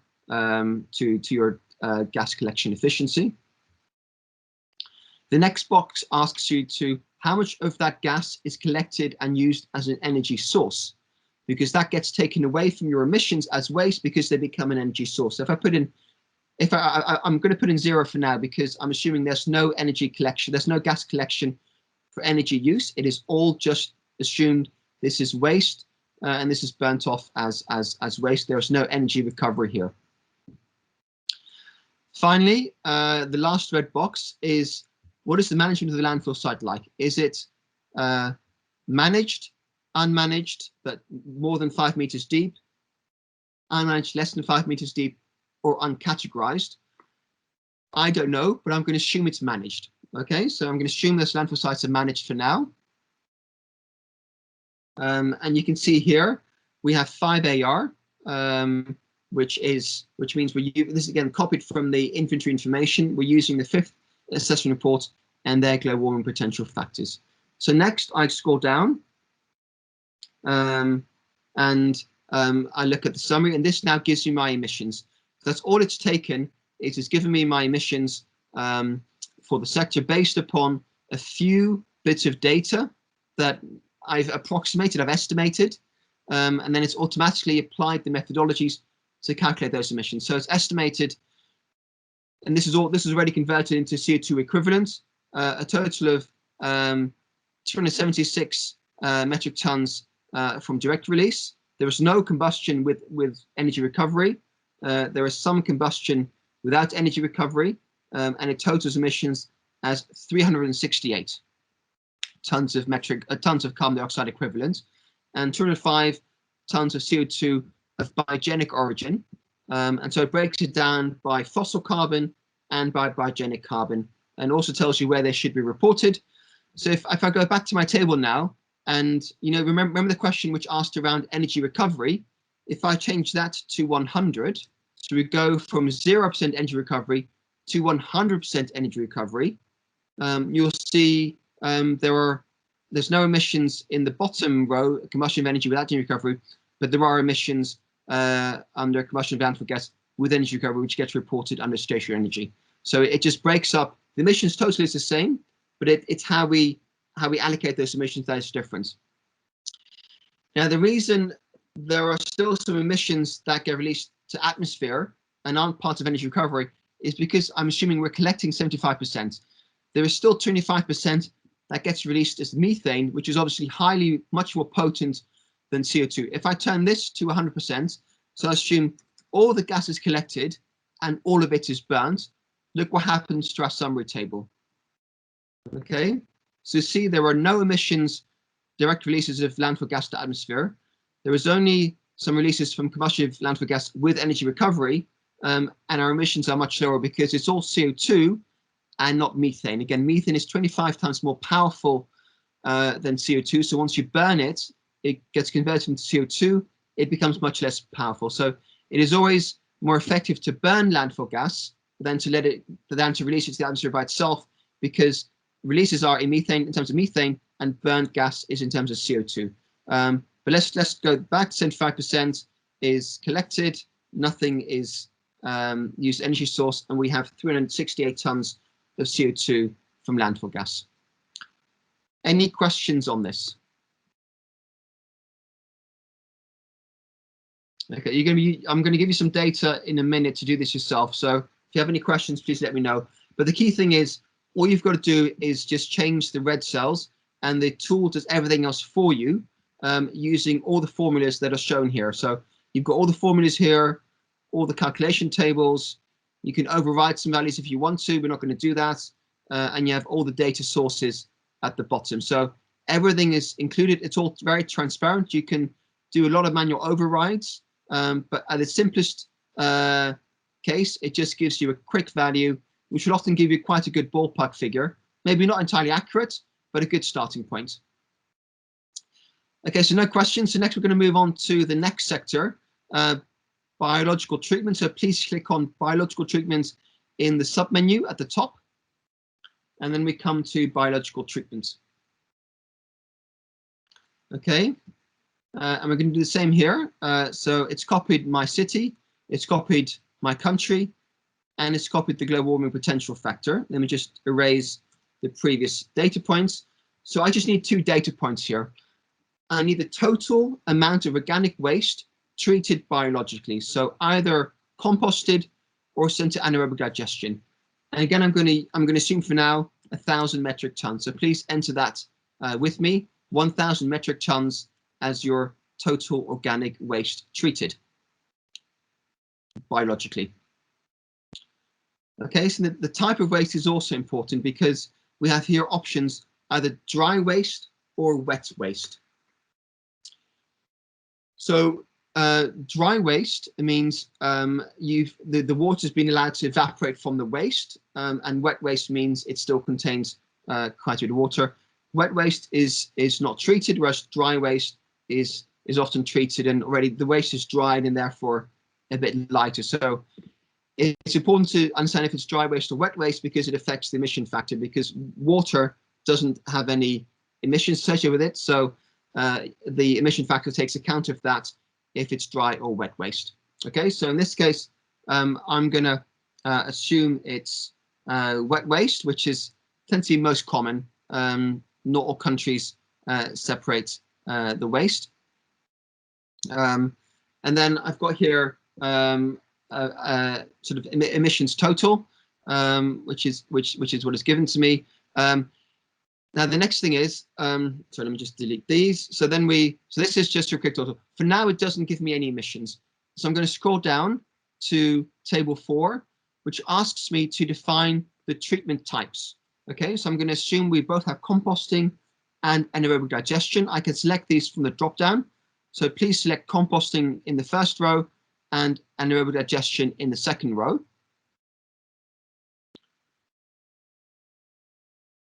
Okay, so just to recap, at the top, we've just defined the total quantity of waste, 1,000 tons. We said the waste is wet waste. We now need to define what the treatment types are. We have a choice of 2, composting or anaerobic digestion. And now we need to define how much is treated by each of those different types. I can either do this as a percentage of waste, so I can do 50% and 50%. And then the tool will tell me if that is correct. They must add up to 100%. And the tool will then allocate those emissions to those 2 treatment types. So then we go back to the top and we've got the emissions table here, and it's giving me the total. It's showing me that composting is 56 tons of methane, 32 of nitrous oxide, total 88 tons, and anaerobic digestion, 11 tons of methane. Again, anaerobic digestion is without oxygen, so therefore it can't generate nitrous oxide. So it's a total of 11 tons of CO2 equivalent for a total of 99 tons in total. If I then just go down and I say change these compositions, and I say actually it was 75% composting and 25% anaerobic digestion, then I get a number of 137 tons of CO2 equivalent. Okay, so again, a very simple calculation. In reality it's more complicated, but for you it's very simple because the calculator does all the difficult stuff for you. All you've got to do is make sure all the red cells are populated and the red cells make sense. So in this case, we've given a total quantity of waste. We were asked if it's wet waste or dry waste, and we defined the treatment type and made sure these add up to 100%. And likewise, I could have also done this rather than percentage type. I could have said this is 500, and this is 750, 75%, and this is 250, 25%, and I get exactly the same number. So you can do one or the other. Okay, so that is biological treatments. Again, a very simple calculator. So any questions on biological treatments? Again, either use a chat function or speak up.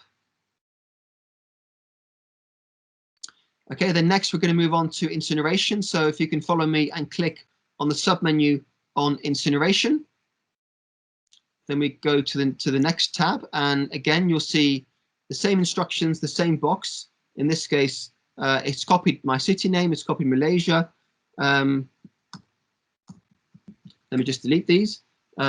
So now I've got to define the red cell. So the region, I'm going to select my region, and my region is, of course, it's Asia.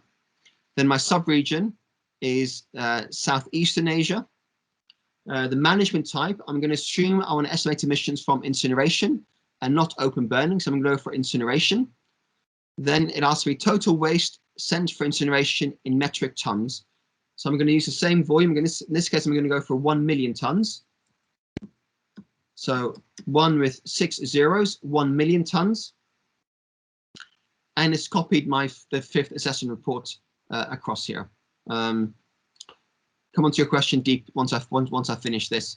So then I'm going to scroll down, and there are some cells here, for example.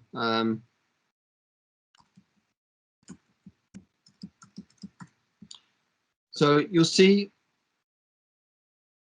let me just scroll back up again.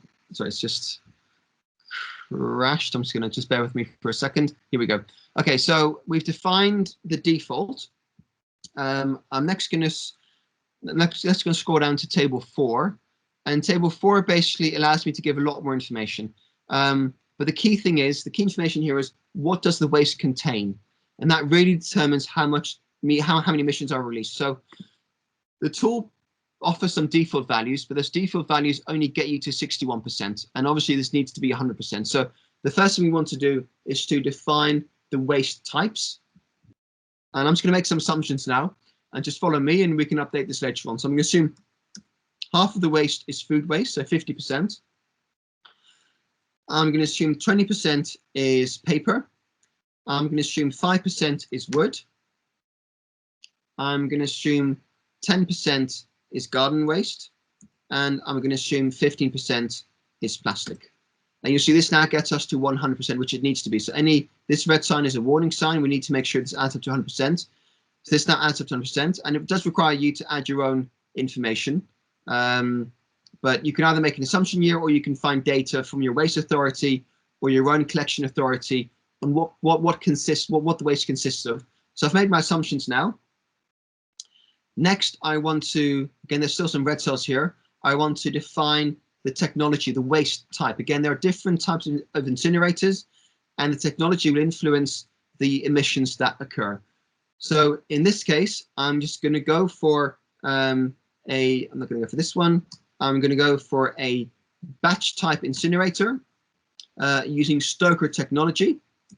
I'm going to assume all the waste goes to this particular technology. So I'm going to put in my 1 million tons of waste to this one particular sector. Okay, so batch type incinerator and Stoker. And this is for methane. Then for nitrous oxide emissions, there's a separate calculator, and it asks me to, again, select a technology type. I'm going to assume we're dealing with municipal solid waste, which is waste collected by your city from residents and commercial practices. And I'm going to assume, again, it's a batch type incinerator, and I'm going to put my 1 million tons against this one.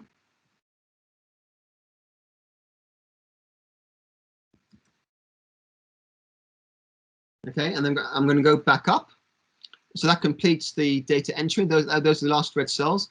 I'm going to go back up, and it's going to give me my emissions here as 460,000 tons of CO2 equivalent, most coming from CO2, again, because we're burning it, but there will be some releases of methane and nitrous oxide. So that's incineration. So you need to just define your country, because that often sort of impacts upon technology, but also conditions. Your management, incineration or open burning. the total waste sent for incineration, and then we need to define what the waste consists of, so how it's composed. So we just fill in this row. We can change the other factors, but we're not going to because it makes it much more complicated. And then we simply define the technology for methane and the technology for nitrous oxide, and then it gives us our total emissions in this table above. Okay, any questions on incineration?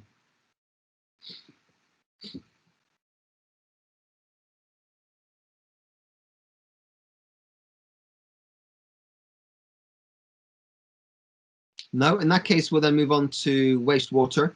I'll quickly respond to Deep's question about what about residential composting. So if residents compost at home, do you want to collect that data to calculate emissions? My advice would be probably not. It's often very small in scale.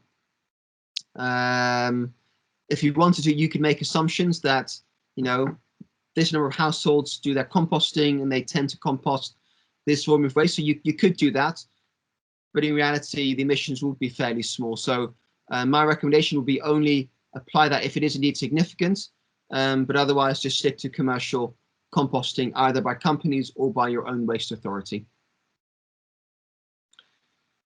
Okay, so let's click on the wastewater in the submenu, and we're going to go through our final calculator. So again, let me just delete what I've already got in here. Okay, so we're going to use a proxy region for a country for wastewater. In this case, I'm going to pick Asia, Middle East, and Latin America as the one that applies most to my region. Again, some may apply. You can use a proxy country as well, but in this case, let's stick with Asia. Then a proxy country. I'm going to look at this, and I can't see Malaysia in here, so I'm going to use one that I think is closest to Malaysia. In this case, I'm going to go with Indonesia.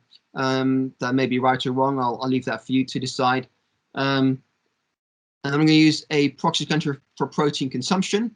This is a longer list. Let's see if Malaysia is in there. It is in there, so I'm going to select Malaysia. There's a question there on garbage disposal, and this is you tend to find this particularly in the United States. Again, we're talking about wastewater. In the US, you often have sinks which take food waste and shreds food waste as part of the wastewater collection. Most countries don't have these, but if your kitchen sinks have a shredder which basically mashes up organic waste and disposes it through the wastewater system, then select yes. If you don't have that and you dispose your organic waste separately, then select no garbage disposals. Okay, then you can see it's copied my population, it's copied global warming potential factor, but it's also made assumptions on the fraction of population in income groups. Again, this is default data based upon your selections earlier on from good sources, but again, default data. And income is important because the more income you have, the more protein you consume in your diet, and the higher the emissions tend to be. So income is important because it affects your diet, and your diet impacts upon the organic components of wastewater.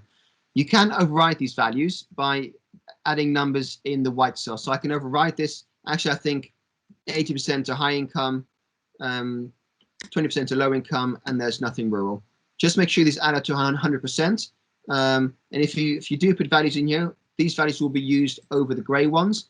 For now, I'm going to leave them out, but you can use those default options if you wanted to. And the final one is choose your climate, wet or dry. And in this case, I'm going to go for wet. Okay, and then that's your calculation. So you can override values later on in your table, but it's not necessary. It just gets a bit more complicated. Just leave it at that. And in this case, you can see the emissions are 171,000 tons of carbon. The reason you're not giving quantity of waste, which you may have missed here, is because it's based on population. It's based upon average consumption per head of population and the kind of diet they have. So in this case, there's no need to enter a total waste volume because we've made assumptions on waste generated per capita to arrive at these values. And again, you can see all the assumptions and all the calculations are given here below. So how the wastewater is treated, the different calculations. Industry, if you want to add industry, you add them separately under section 5. They're not part of the default calculators. You can add them here if you wanted to, where you add the type of industry and the quantity of wastewater. So you can add that if you wanted to. And then right at the bottom, you have all your data tables. So you can see all the assumptions we're making for different regions. So in this case, you've got a table for different industries, and here daily protein consumption per country. So a lot of useful data in there for you to use, but you don't have to if you don't want to. You can just stick to the red cells here to estimate emissions from wastewater. Any questions on wastewater?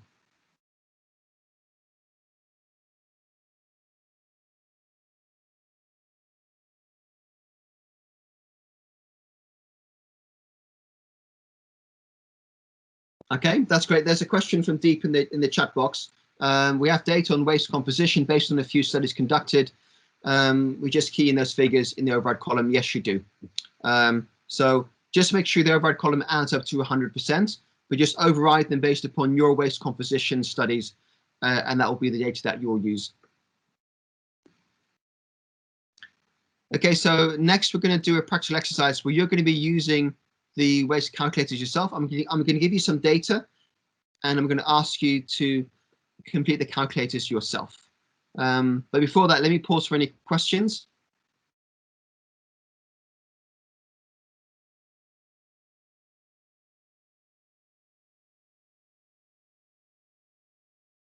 Okay, if there are no questions, let's go for a break quickly. So another 10-minute, actually, let's do a sort of 8-minute break. Let's meet back at 1:45. So Deep an 8-minute break. We'll come back at 1:45 to start the practical exercise. So thank you for now, and I'll be back at 1:45. Okay, everyone. So we're going to start our practical now till the end of today's session. And you'll need your workbooks as well as the Cirrus tool as well for these exercises. These are the 5 exercises. Actually, I'm going to skip 1 and 2 actually because we're running out of time a bit, and I'm going to focus most of the time on using the calculators and calculating emissions. So exercise 1 and 2 is the same as before, where you're just identifying different waste types of waste generated in your city and where that waste goes. So that's an activity I think you can do separately within your city teams, is to identify all the waste types generated in your city across residential, commercial, and industrial sources, and then really think about where does that waste go? Does it go within our city? Does it go to incineration? Does it go to landfill? Does it go to biological treatment? Where does that waste go and how is it treated? So if you can, in your own time, complete tables 1 and 2 by answering those 2 questions, that would be great. That gives us more time now to focus on question 3. And then questions 4 and 5 will be homework, which is about then taking the emissions data and populating the GPC summary table in table 3 with that, and then also completing your action table with actions for you and your colleagues to take after today on getting more data and better data for your inventory. So I'm just going to skip the next few slides, which are for the first 2 tasks, and please do these in your own time. So I'm going to focus on task 3 on estimating emissions. So we're going to estimate emissions for all subsectors using the Cirrus calculators, but also by scaling national data from BER 3. In module B, you may recall, which was the session on Wednesday a week ago, we estimated greenhouse gas emissions from waste using the proxy city approach, using data based from Kuala Lumpur. And so we already have one set of data from a proxy city, and now we're going to add 2 different types of data to that to compare the calculations. So on the right, you'll see 4 different ways of estimating waste sector emissions. The best is always using local data and emission factors. I don't have that. You may have that yourself, but for now, we're going to use 3 other methodologies. One is using a proxy city. We've already done so with Kuala Lumpur on the second webinar. The second is to scale waste from national data. We'll do that today. And the fourth is to use Cirrus calculators, and we'll do that today as well. So 4 different methodologies, and after today we'll have done 3 of these, so we can compare the impact of different methodologies on the resulting emissions. So for today we're going to use Cirrus and these data sources. BER3 and 2 other sources are found online, an article in Global Recycling and an article from ndpi.com. And again, this was just me doing a online search for data, and you may have other data sources, but this seemed fairly robust to me and filled in the gaps in data I was looking to find. So we can use these waste calculators initially and I'm going to give you different scenarios and ask you to complete the calculators in Cirrus. So I'll have the scenarios on my screen, and I would like you to populate the Cirrus calculators with the data I'm going to be giving you. So I'm going to start with the solid waste disposal as the first calculator, then we'll do biological treatment, then incineration, open burning, and finally wastewater. So I'll give you 5 minutes each for each of these calculations, and then we'll go on to the national, to scaling national data. I would like you to populate your data in your workbook as well, because that's where we'll be recording the data. So populate the assumptions and the total emissions in the workbook, please. And you'll see that in the workbook, it has these sections already written up. So I just need you to complete. So if you go to module E in the workbook, I just need you to sort of complete the assumptions, and then in the blue cell add the emissions that were calculated from Cirrus. So that's just to make sure we've documented the assumptions and we're reporting the emissions. For some of these, the cells have already been populated, and all I need you to do is to fill in one additional cell and then add in the emissions. So you're going to be using Cirrus to calculate the emissions, but I would like you to document your results in the workbook under module E. Okay, so for the first calculator, we're going to go to Cirrus, and I'd like you to go to the solid waste disposal calculator. So in Cirrus, click on the menu and go to solid waste disposal, and you'll see those first 6 red cells, and I would like you to fill them in as follows. So region is Asia, sub-region is Southeast Asia, they're kind of given.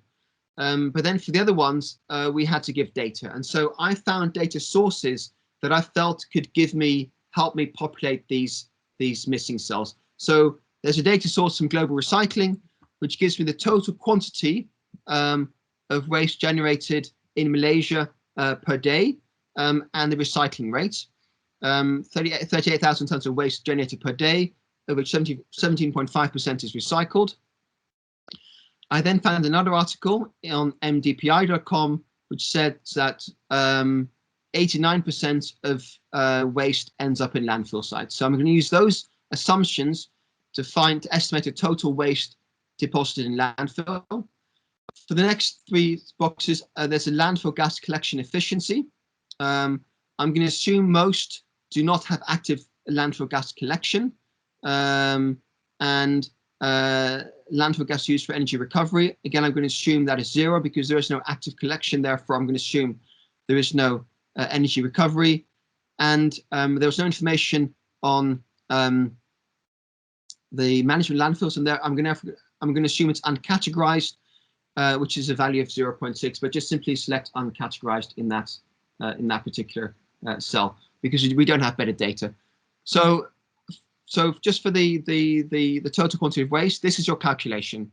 We're going to assume there's 38,200 tons of waste generated per day, of which 17.5% is recycled. So that leaves 82.5% as waste. So that multiplied by 82.5%, 0.825, times 365 for a number of days in a year. And I was also told that 0.89% of the waste, that remains, is sent to landfill. So multiplied by 89%, multiplied by 0.89. And then because the data is for the country, we need to scale that to the city. So multiplied by the scaling factor, which is your city's population over Malaysia's population of 31,600,000. So simply in that particular cell, put in this formula, equals 38,200 multiplied by 0.825, multiplied by 365, multiplied by 0.89, multiplied by brackets, your population over 31,600,000, close brackets, will give you the total waste deposit landfill for your city. So you've got another 4 minutes now to complete this calculation using these data points. So simply complete those 6 red cells with the data you find in here, and you'll then get an estimate for your city emissions based on waste sent to landfill.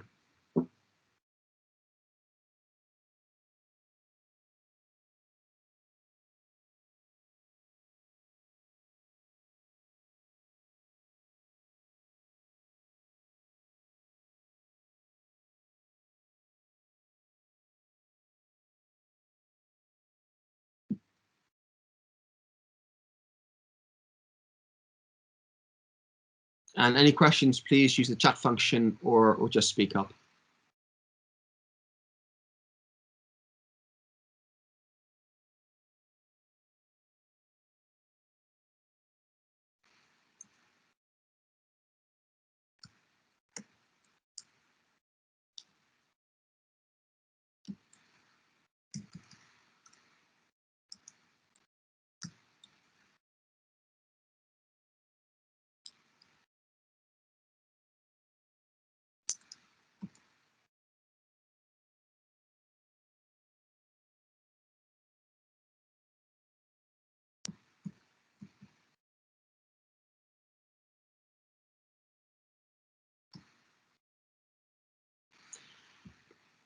And if you're not from a city, I'd always just recommend you use 1 million as your city population.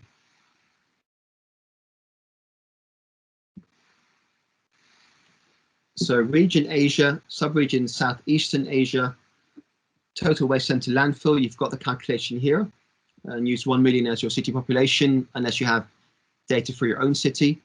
We're going to assume 0% landfill collection, 0% use as energy, and uncategorized management, because we don't have that data. And again, these are assumptions. They might be wrong, they might be right. It doesn't matter. We're just using this to calculate some emissions. And you can always go back and update them for your own city later on.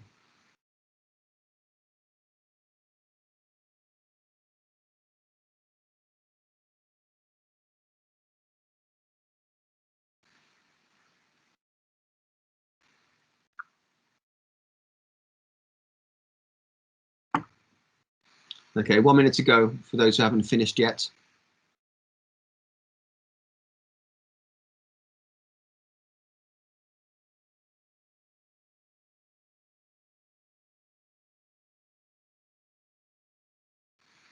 And for those that have, what you can really see here is, I'm using different data sources to fill in the gap. I didn't have the total waste sent to landfill, so I made some assumptions. I looked at different sources on how much waste is generated, how much is sent to landfill, and then based on the data, which was the national data, I then scaled it to my city boundary to fit the data. So again, this idea of being a detective is critical to being an inventory compiler.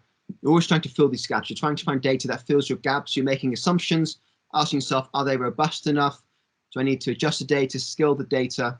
And you'll often find you have gaps in data, and you just got to trust your own instinct, your own expertise in trying to fill in those gaps to kind of get an answer. Okay, so that's the first calculator. So now we're going to move on to the second one, which is biological treatment. This is an easy one because we only have a few red cells we need to fill in. So we've got the 2 red cells in the top table. We have total organic waste treated biologically. I've got a figure from BER3, which shows 2.49 gigagrams of waste is treated biologically, which is equal to 2,490 tons. And I'm going to scale that according to my city's share of national population. So equals 2,490 multiplied by brackets, your city population over my city, over Malaysia's population, close brackets. So that should be a fairly easy calculation. And then I'm going to choose as waste type, wet waste. and because I have no data on whether it's composting or anaerobic digestion, I'm going to assume that they're 50-50. Again, that's an assumption. That might be wrong, it might be right, I don't know, but for now that's my assumption. So in the table lower down, I'm going to select one row with composting and put in 50% under the third column, and one row for anaerobic digestion and put in 50% in the third column, and that should help me calculate total emissions. But the key thing here is to scale the 2490 ton figure to fit your own boundary for your city. So you have another 3 minutes to complete this calculation.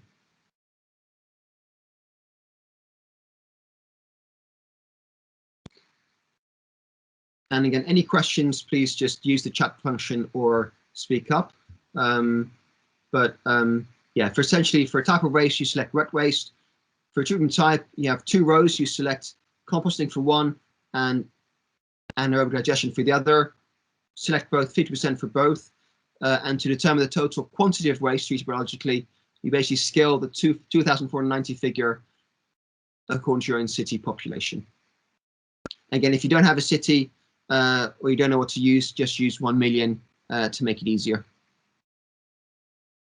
Move on to the next sector. Hopefully that was enough time for everyone to complete this. If not, then please complete it in your own time. So next we're going to move on to incineration and open burning. And again, you've got so if you can all change to the incineration calculator, you've got your data points here, and I'll go through them each individually. Your region is Asia, your sub-region is Southeastern Asia, the management type is incineration, so that's the first table. And then total waste sent for incineration. Again, I found a table on the MDPI website, which assumed national incineration capacity of 210 tons of waste per day. So 210 tons of waste per day. We multiply that by 365 and then scale that according to your city share of national population. So 210 by 365 by the scaling factor based on population. So that's the first table. Then we scroll down to the table with the different waste types, and in the 5th column, we're going to override the figures for the waste composition using this figure, which I've obtained from mdpi.com as well. So 45% food waste, 10% paper, 12% nappies, 10% plastics, 5% metals, 5% glass, and 13% other. And I've adjusted them slightly, you'll see, but most are based upon that mdpi.com source. And then I'm going to scroll down a little bit further to under 5 to the methane calculation, and I'm going to assume that all the quantity of waste that I calculated is used for a continuous incineration using the Stoker technology. So continuous incineration using Stoker technology, and then I'm going to scroll down to the nitrous oxide calculation, and I'm going to assume it's batch type incinerator using wet weight. So you've got all your assumptions here to complete the calculator. You've got 4 minutes to complete this exercise. Again, all the answers are given here. You just need to make sure you populate them into the tool.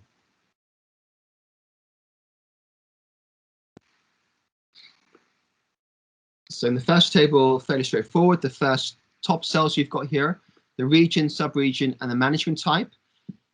You're then going to calculate the total quantity of waste sent to incineration, which is basically the 210 figure times 365 times your scaling factor, which is your city population over Malaysia's population. And I've just shared that formula in the chat function as well. So 210 times 365 times the ratio of your population over the national population. Once you've done that, you're going to scroll down to the table containing all the different waste types, which is under section 4, and you're going to override the values in, if there are values given in column 4, you're going to use column 5 to override those values using food waste 45%, paper 10%, nappies 12%, plastics 10%, metal 5%, glass 5%, and other 13%. So for the values for the types of incinerators, basically you enter the quantity of waste you calculated in the first table using the formula I've shown in the chat function. You enter those quantities in the methane and nitrous oxide tables. So you just copy that quantity across as total waste incinerated. I'll just swap screen so you can see my my own calculators. That might just help for those who like seeing things visually. So this is what I've done. You've got your region, your subregion, your management type, and you can see here the formula. So 210 by 365 times 1 million over 31,600,000. That's my assumption. I don't have a city. I'm going to assume it's 1 million as a population, which gives me a total of 2,426 tons of waste sent to landfill, sent for incineration.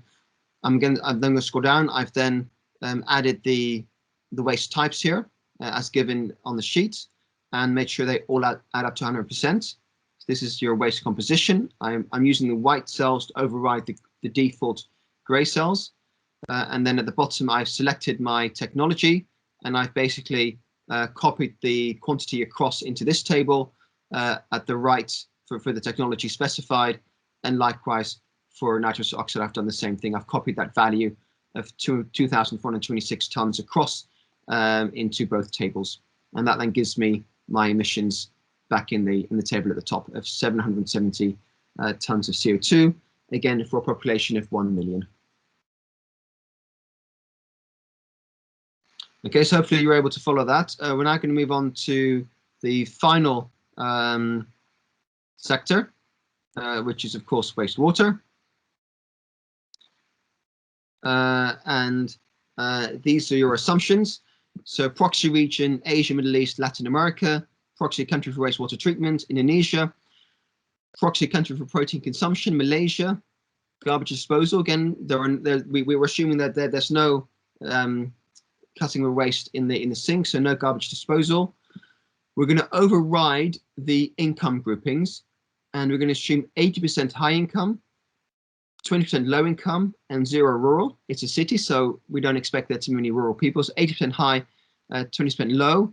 We're going to assume the climate is wet, and we're going to assume there's no industrial wastewater. So we're going to leave that table below empty. So this shouldn't take you very long. So we'll give you 2 minutes to complete this. This is, if you can just find in your Excel spreadsheet, in the Cirrus tool, if you can go to wastewater, and all you've got to do is complete that first table with the region, no garbage disposal. We're then going to adjust the income groups to 80, 20, 0, and make sure that adds up to 100%. And we're going to select the climate as wet. And your population, in this case, will be pulled across from your city definition, where you define your city boundary. So it's going to be pulling it across from that. So keep it as it is. I've used 1 million, but if you want to make any changes to go back to your city definition, but otherwise keep it the same, and simply enter these, and the calculator will do the rest for you. So 1 minute remaining for this exercise.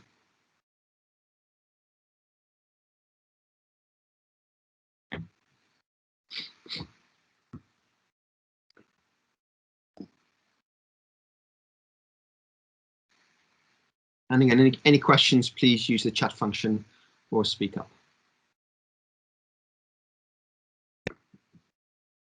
But this one should be fairly easy.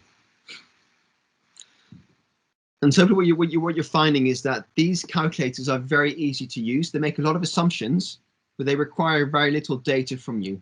And you can make, if you don't have the data, you can make your own assumptions based on proxy cities, proxy countries, or even incomplete data, and you fill in them. You can fill in the rest. But they are a very quick way to get some good data very quickly, which you can then maybe seek to improve over time, or even if the emissions aren't very big, there may not be the need to invest in much more time to calculate to get more accurate emissions. Okay, so that's the first methodology where we used the Cirrus calculators. Next, we're going to use the the scaling approach using national data for all 4 treatment types. So for this, we're going to use the workbook. So first of all, you can make sure you copy the data, your emissions data from Cirrus calculators into your workbook, into row 15 of the workbook. Just copy the total emissions because we're going to be comparing them later on. So copy the total emissions from the Cirrus calculators into your workbook, and then we're going to use this exercise on scaling national data. So this is number 2 in the workbook, the same tab. So we're still on tab E, module E. We're going to move down into the second bit called scaling national data. So the first thing we want to do is to estimate total emissions at the national level for these 4 different treatment types, and then we're going to scale them to your own population using a scaling factor. So a bit of background first of all. This is BER3, which gives you your total waste emissions for waste disposal from solid waste, which is essentially landfill, and for wastewater, and it gives total emissions in gigograms of CO2 equivalent. And we're basically going to copy this data across into your module E, and then scale them by population. Okay, then next we're going to do the same for biological treatment and incineration.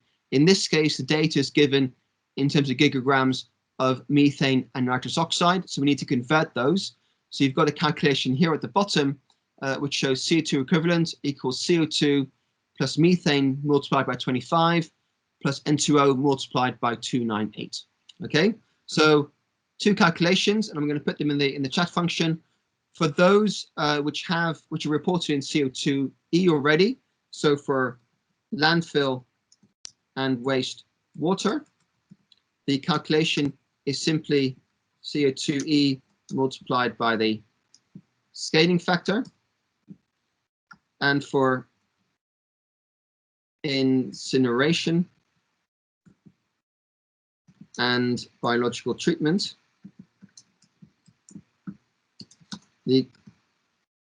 this equals CO2. So let me just copy that across. It's CO2 plus methane multiplied by 25, or whichever conversion factor you're using. Same for N2O multiplied by the scaling factor. So 2 different approaches depending upon, and this depends on the data that we find. So for 2 sectors, we have data in CO2e. For 2 sectors, we need to do that conversion ourselves. So you have this data in a separate handout, but I'll keep this on screen for now. So if you can open your workbook and go to the second set of tables in module E, add in your data from BER3 in the top row.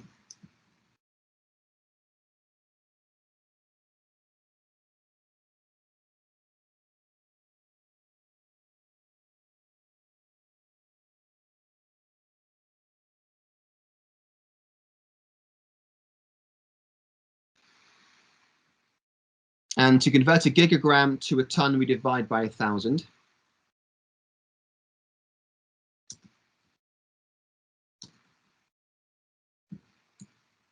Sorry, we multiply by 1,000. So one gigagram is 1 ton. It's 1,000 tons.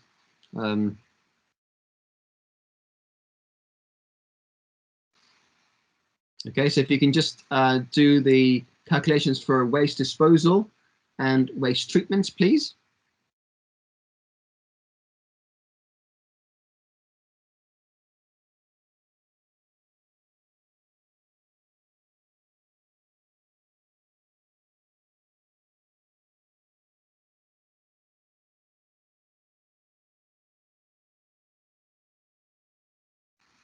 And so I'll just start copying calculations. You've got a few minutes. I'll start copying calculations into the chat function so you can follow.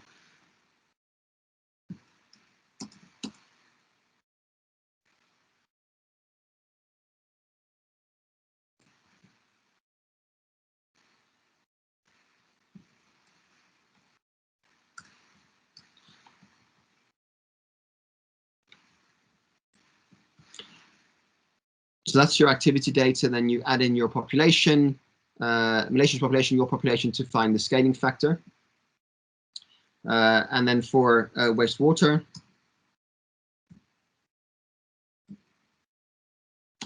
which is the fourth table along, so you need to scroll a bit to the right for wastewater. It's, in this case, it's 1608.12 times 1,000 to get the activity data in tons of CO2. And then you scale by the population, which is the same calculation actually for all subsectors.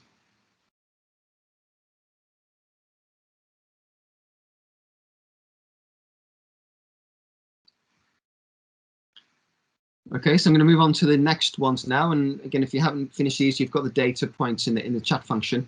So these are a bit more complicated because you need to apply global warming potential factors. So we're now doing biological treatment and incineration. And for biological treatment, the activity data that we'll be using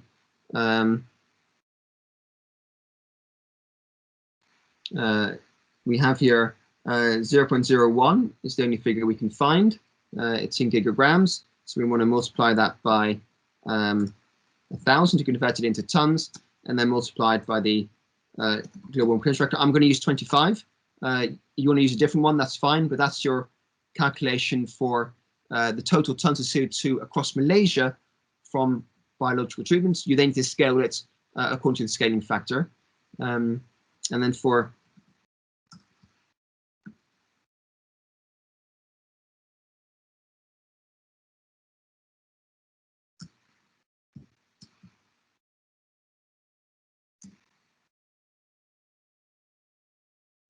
incineration, we obviously have the 31.06 from CO2. We have some emissions of methane. Again, we need to scale them. We need to convert them into tons first, and then multiply by the conversion factor. And there are trace amounts of N2O, so we want to make sure we capture the N2O as well. And so I've just copied the formula at the bottom as well, which I'm going to paste now into the chat function for you if you wanted to do that calculation.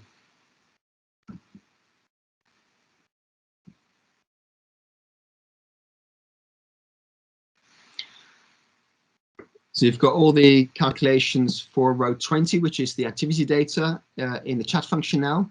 And all you've got to do is enter your city's population, Malaysia's population, to scale the data. Okay, I'll give you another minute to complete this.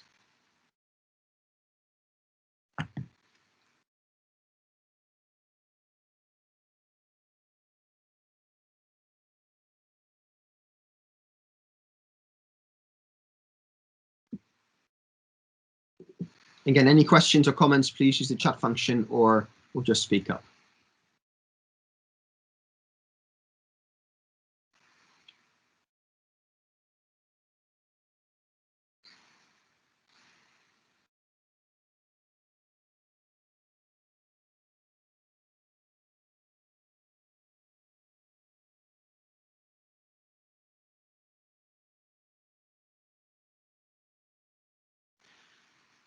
And so what we've done now is we've calculated emissions using the serious waste calculators. We've calculated emissions using national data, which we scaled to our city boundary. We needed to make a few adjustments, but we were able to make those conversions. And so we've now got two different ways of calculating emissions for waste. Now, bear in mind, we've also already done that using a proxy city. Again, in the second webinar, when we looked at the different techniques for calculating emissions, we estimated waste data for our city using using KL as a proxy city. So we've calculated waste emissions using 3 different methodologies now. Now, in reality, you only need to do one, of course, but it's always useful to apply different approaches to compare your data and to determine if it is indeed robust enough or if you're getting in the right ballpark. It's useful as a comparison as well, to give yourself confidence, actually, this does feel right, this does look right. So we've done 3 approaches now. and you should all have them in your workbook. If you haven't, again, as homework, please make sure you update those. So make sure you copy your Cirrus data across into section 1 of the module E, which is your emissions from Cirrus. In the second session, you've got the data from national level, scaled down. And in the third table, it's a proxy data which you want to copy in from module B, where we estimated those emissions in module B. So, and then at the bottom, you've got an overview table, which gives you the results of those three different methodologies and compares them. And I'll spend the last 5 minutes today just going through that comparison. And so let's focus back on the screen. Even if you haven't completed your calculations yet, let's focus back on the screen because this is an important discussion. So when you do complete those three different methodologies, what you'll see is you get different results.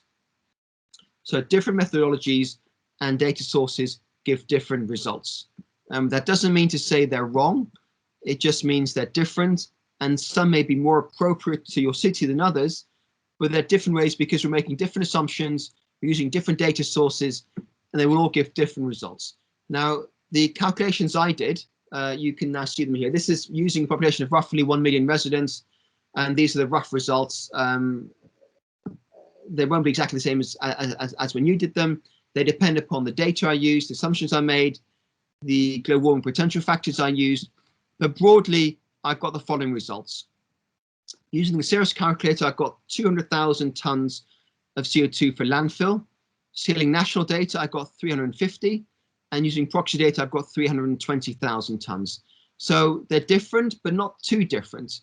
You know, they're in the same ballpark. They're all above between 200,000 and 400,000.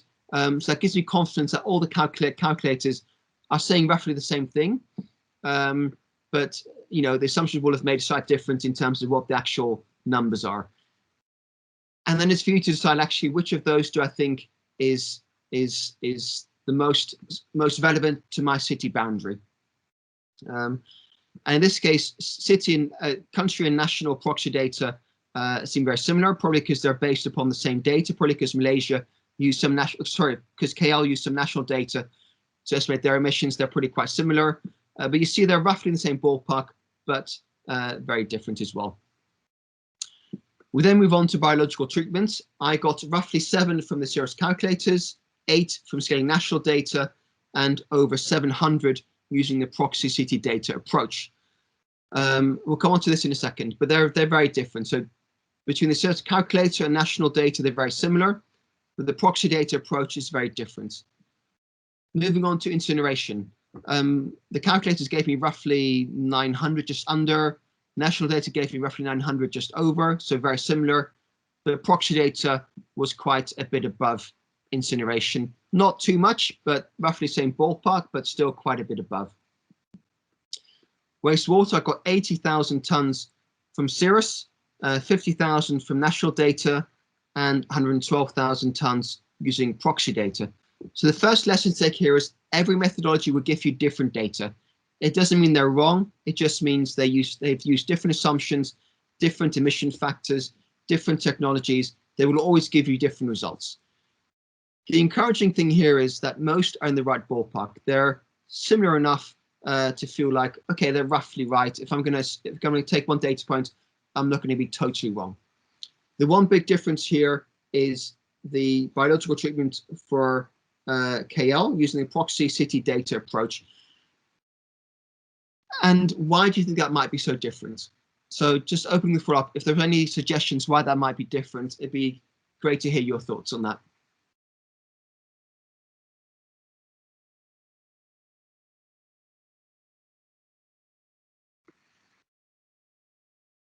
Any suggestions, any guesses? I know it's we're coming to the end of today, so you're pretty tired and looking forward to going home.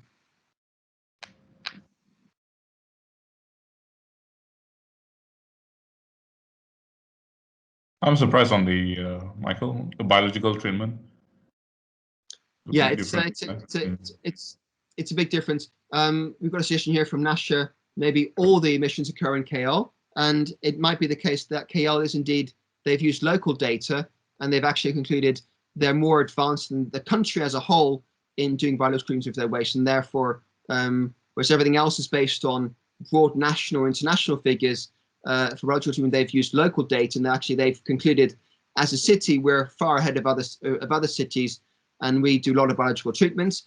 Wealthier cities often do that, so that could be an explanation that KL is a front runner in Malaysia in terms of treating waste biologically. That would indeed be my assumption as well, that KL just has more facilities. They have more advanced waste collection processes. They can separate the waste, and they can invest in anaerobic digestion, composting at a large scale to increase their proportion of emissions from biological treatments.